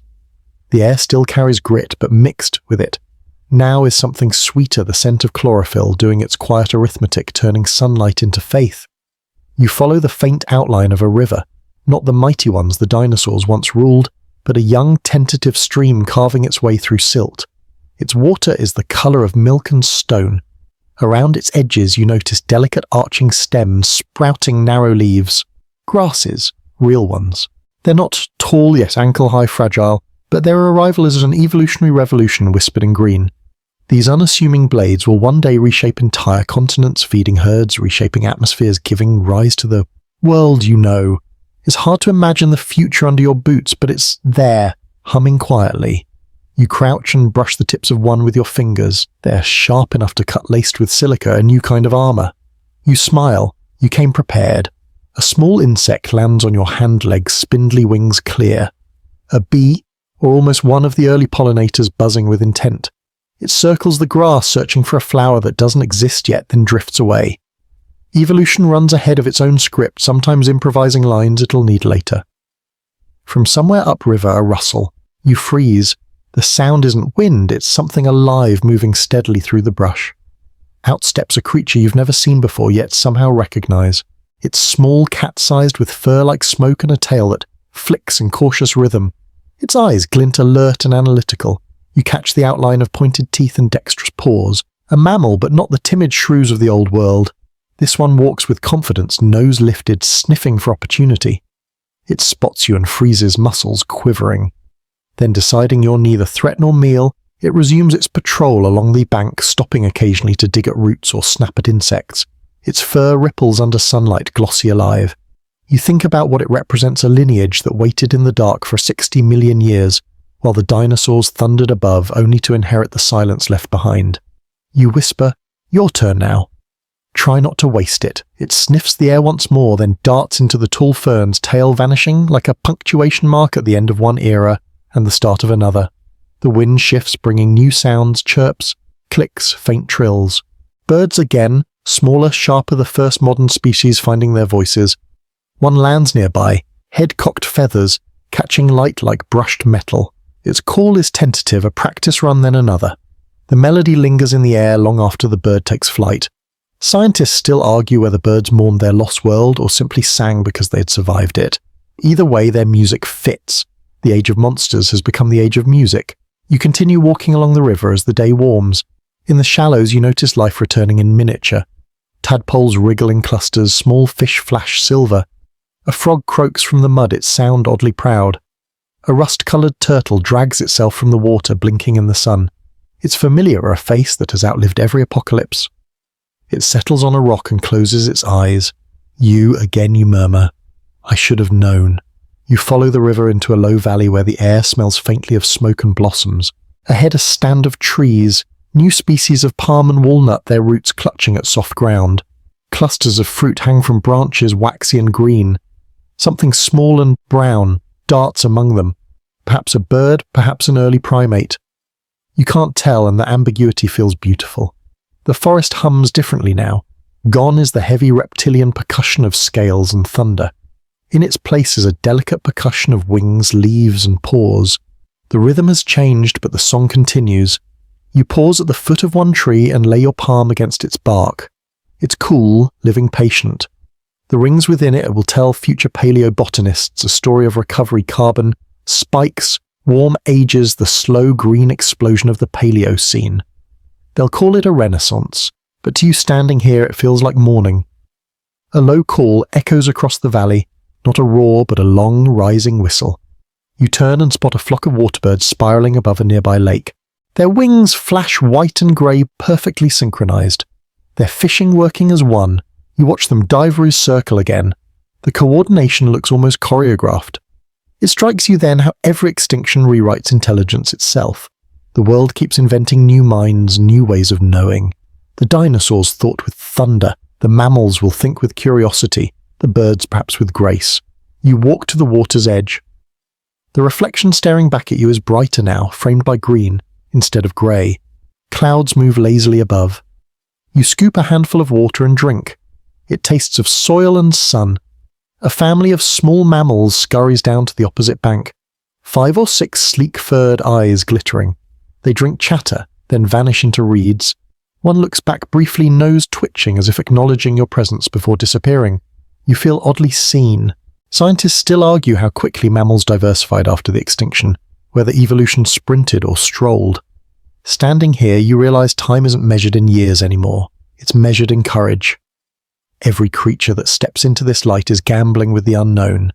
You watch the river twist between young trees and whisper you'll do fine. The sun climbs higher, scattering through the leaves. You sit in the warmth, surrounded by the living proof that endings are just impatient beginnings. The air hums again this time, with bees, frogs, and something like laughter hiding in the wind. You lean back, close your eyes, and listen. The world isn't roaring anymore, but it's still speaking. And maybe you think that's enough. The wind returns you to where this all began, sand horizon and that big quiet that pretends to be empty. You climb a low ridge, and there it is below, a scatter of tents, shade, tarps and aluminum tables bristling with brushes. Bright flags flicker like tongues. Trucks sit half buried to the rims and a generator hums a tired lullaby. The Gobi has become a workshop, and you, dusted with the century's newest ash sunscreen and optimism, walk down into a modern camp. You smell ethanol and plaster before you reach the first pit. Someone laughs, someone swears softly in 3 languages, and someone else calls for more water as if summoning rain. You pause at the perimeter rope and look in. Bones bloom from the hillside like moon-white roots, a rib curving from sediment, a femur lying like a fallen column, a spray of eggs cradled in sand that still remembers their weight. A field jacket, burlap and plaster glistens in the sun. The student, smoothing its edges, hums off-key fingers tender around 2 vertebrae that travelled 70 million years to meet this morning. "You got here," you whisper, and the wind tucks the words into the creases of the rock. The crew chief glances up, eyes red from grit, and waves you over. A tray of tools waits: dental picks, bamboo skewers, soft brushes, a little bottle of consolidant that smells like a hardware store's aftershave. You kneel, lean in, and become a patient exhale with hands. The sediment is softer than it looks, a cake of time that yields to touch. Every flick reveals a ridge, a paw, a story you somehow recognize. This is where the hunter becomes the storyteller, not with teeth, but with patience. Mainstream fact less than a day's drive from here at the Flaming Cliffs teams in the 1920s pulled Velociraptor and Protoceratops from the fire-coloured rock, the first dinosaur eggs ever found in situ, snapped by cameras and sandstorms, and the legend of Roy Chapman Andrews. You can almost see the ghosts of those camels, the wool coats in July, the field hats clamped against a vindictive wind. In one photograph there's an oviraptor skull near a nest and a simple collision that mislabeled an entire lineage for decades. You look from the old myth to the new nest in front of you and smile at the correction assembled, grain by grain. A shout from the next pit. Plumage foreheads converge over a sandstone panel as delicate filaments appear in cross-light feather impressions like frost caught mid-melt. Someone shades the area with their body, someone else scribbles notes, and a fourth person whispers, "Don't breathe." The wind hears and for once obeys. You walk the line of pits. In one trench, a half-grown Tarbosaurus jaw grins from its matrix serrations, wicked and familiar. In another, the crescent of a Protoceratops frill peaks like a sunrise. At a table under a tarp, a comparative atlas lies open, photographs of ankylosaur armor tiles, theropod toe claws, hadrosaur teeth that look like tiny switchblades arranged in botanical rows. The book smells like dust and glue and hope. Quirky tidbit, someone has taped a sign to the generator extinction prevention unit and hung a good luck ammonite on the choke lever.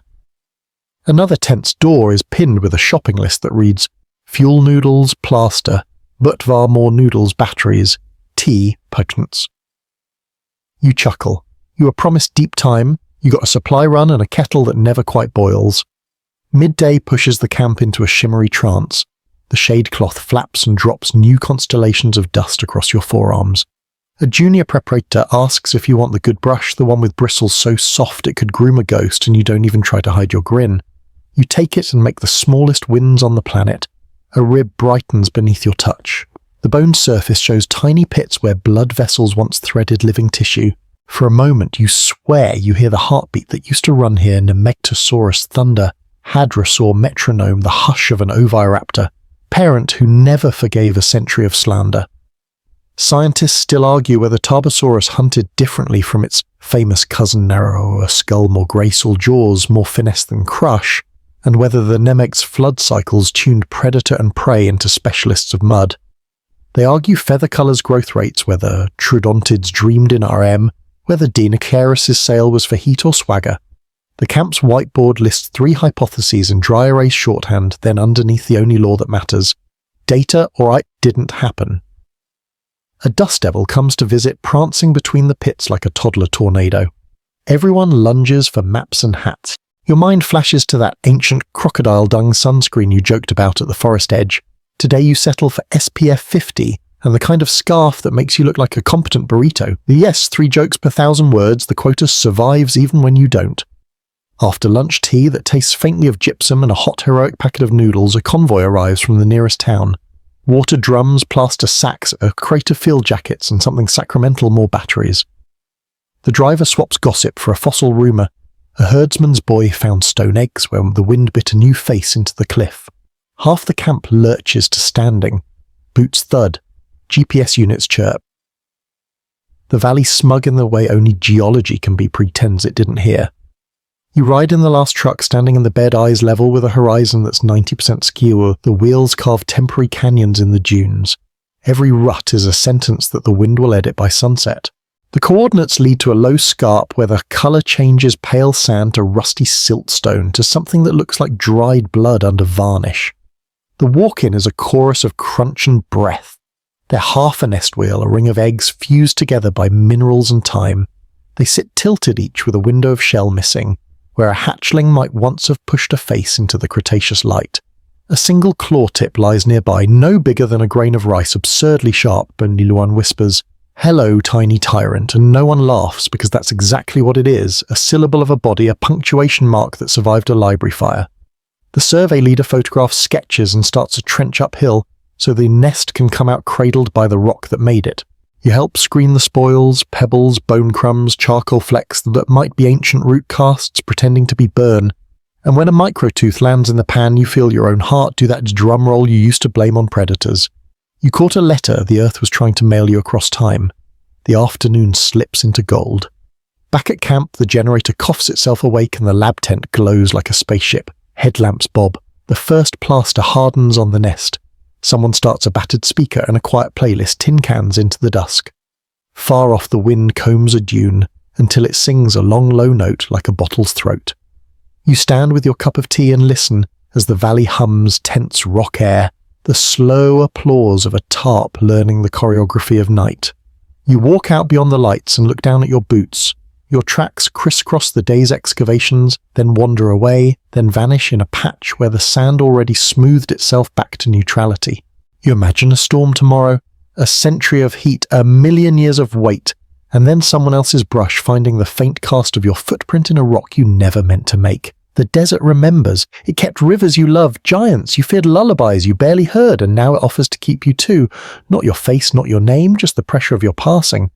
A moth the size of a coin careens into your headlamp rebounds and makes for the lab where it will surely write its own brief paper on lighter tragic romance. You click the lamp off and let the stars assert jurisdiction. The water drums tick as they cool. A jackal yips somewhere out on the flats, and for a second it sounds like a Trudon's question mark, which is comforting in a way you can't defend. You whisper to the pits, the jackets, the little tooth wrapped in tissue in someone's pocket. We found you, we'll tell it right this time. Somewhere in the camp a voice calls tea, and another answers data first and another.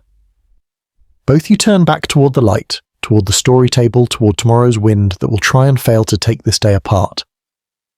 The hunter has finished the chase. The storyteller sharpens the pencil, the desert hums and you hum back. Night in the Gobi is never truly still. Even when the wind rests, the sand continues to whisper a dry shimmer of grains sliding against one another, the faint static of time erasing itself. You wake before dawn, unzip your tent and step into the breath between worlds. The sky is indigo and silver, a bruise about to bloom into day. The camp sleeps in scattered murmurs, a snore, the hiss of a cooling kettle, the ticking pulse of the generator that never fully dies. You climb the ridge behind the tents, hands shoved deep in your jacket pockets. The air tastes clean again, cold, sharp, rinsed of yesterday's heat. Below the fossil pits lie hidden in shadow. Only the flags mark them, rows of tiny colours pinned against the sand. You stand there, gazing down at 70 million years of history buried under a few meters of dirt, and wonder how many more stories lie below your boots. When the sun finally lifts, it comes faster, a blade of gold slicing the desert. Every tent, every rock, every plaster jacket ignites with a sudden brilliance. The horizon stretches forever, a sheet of light over a sleeping sea. For a moment, the land looks almost alive again. You can imagine it, the rivers flowing, where dunes now breathe the herds threading through willows, the thunder of hooves and the hiss of wings. The ghosts of Tarbosaurus and Dinosaurus walk for a heartbeat beside you, translucent and certain. You whisper, "Good morning, old neighbours," as the light strengthens, the modern world asserts itself. A drone hums awake over camp, mapping the site in neat geometric passes. Someone tunes a radio to the Mongolian weather report. Another researcher calls coordinates into the static, their voice clipped, efficient, utterly human. And yet, despite all the technology, what happens here still feels like worship. Brushes move as if in prayer dust lifted grain by grain. Field notes become hymns. The desert gives its relics only to the patient. You walk down from the ridge past the trucks and plaster sacks to the lab tent where yesterday's nest now rests under lamplight.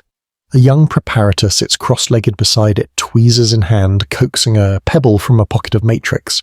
When they see you, they grin, smudged with dust. "It's still here," they say softly, as though surprised the past hasn't vanished overnight. You smile back. It usually is. You bend to look closer. Inside the cast, the eggs curve in perfect arcs, delicate shells laced with mineral veins that glint like frost. Between two of them lies that tiny claw you found absurd, perfect, infinitesimal. It looks like a comma in a sentence the planet forgot how to finish. You think of all the living things that have held this same claw shape since hawks, eagles, cats, even your own hand curled around a pen or a phone. The forms persist. The language changes, but the grammar of survival stays the same. Outside, the morning wind rises, lifting sand into thin veils that drift through camp. They blur footprints, smooth tire tracks, polish fossils left half buried for tomorrow's work. You watch the erasure happen and realize it's not loss, it's balance. The desert gives and takes with equal grace. Scientists still argue about what killed the last dinosaurs faster, the asteroid, the lava, the climate, or time itself. They still argue about feathers and color and behavior. They always will, that's the point. The arguing is the heartbeat of curiosity, a pulse that began the first time someone brushed dust from bone and wondered who it belonged to. You step outside, lift your face to the light, and close your eyes. The wind hums low against your jacket, warm now. It sounds almost like the ocean that once filled this basin. Somewhere in that hum, you can hear every age overlapping the roar, the silence, the return. You realize the story was never about the dinosaurs' fall, but about the Earth's refusal to stay empty. Each extinction is an inhale, each rebirth an exhale. The Nemeg, the Hell-Key Creek, the Gobi, their lungs still breathing, just on a slower rhythm than yours. You glance toward the ridge again. The sun sits higher now, dazzling off the dunes. The heat builds, the horizon quivers, and for an instant you see movement. A mirage, maybe, or memory. A long-necked shadow moves across the light, followed by another smaller one darting in its wake. The shapes dissolve, but you keep watching, smiling quietly. Still hear you say. Someone calls from camp breakfast. The spell breaks. You turn back, your footprints already softening behind you. You pause once more beside the nearest excavation square, kneel, and press your palm flat against the sand. Its warm vibrating faintly with the wind. Underneath, layers of bone pollen and time are shifting, waiting for their next introduction. Thank you, you whisper. We'll remember. You stand, brush the grit from your hands, and walk toward the scent of tea and toast. The morning unfolds behind you, endless, unhurried, ancient. The day fades the same way it began, with light sliding across sand and the sound of wind pretending to be water. The camp quiets. Voices taper off, tools are packed, generators sigh into silence. You sit on a crate outside, your tent mug in hand, watching the horizon melt from gold to violet. The temperature drops fast here. The air thins and each breath feels cleaner, sharper. Stars blink on, hesitant at first, then bold. They appear where once volcanoes glowed, where meteors once scarred the sky. You trace constellations with your finger, Orion. Cassiopeia shapes your species, invented to make sense of infinity. Somewhere a nightjar cools its wings, stirring dust that smells faintly of sage. A breeze moves through camp, gentle enough to rattle tent zippers, but not strong enough to erase the moment. You listen to the fabric rustle, and imagine it's the echo of ancient feathers brushing the air. You think of every creature you've met on this journey, the armoured ankylosaurs, the elegant raptors, the gentle giants who turned mud to garden, the tyrants who ruled for a heartbeat of eternity. You think of the silence that followed them, and the fragile courage of those who came after the ferns, the mammals, the birds. Each one carried the same small spark, the will to begin again. You sip your tea and let that idea settle. It's late, but the desert doesn't keep time the way cities do. Here everything moves in breaths, not seconds. The sand shifts, the earth rolls. Life waits its turn. If you close your eyes, you can still hear them, the footfalls of herds crossing a riverbed that no longer exists, the soft scrape of claws on bark, the heartbeat of an age that never truly ended. You remember the lesson every fossil tries to whisper. Nothing survives unchanged, but everything leaves a trace to you. You breathe in slow and deep, Beo. The air carries the same carbon. The dinosaurs exhaled the same molecules that once drifted through their lungs, their forests, their storms. You are quite literally breathing their history. Tomorrow the wind will flatten your footprints again. The camp will pack up, drive away, and the Gobi will return to its own quiet schedule, shifting dunes, sleeping. Bones, unbothered patience. But somewhere a story will linger about a planet that forgot how to die completely. So you sit a little longer, watching the last of the light slip behind the ridge. The sand cools beneath your boots. The wind softens into a hum that sounds almost like wings. And as sleep folds around you, you murmur what every traveller through deep time eventually learns: the giants never truly left. They just change shape, and the world keeps telling their story through us.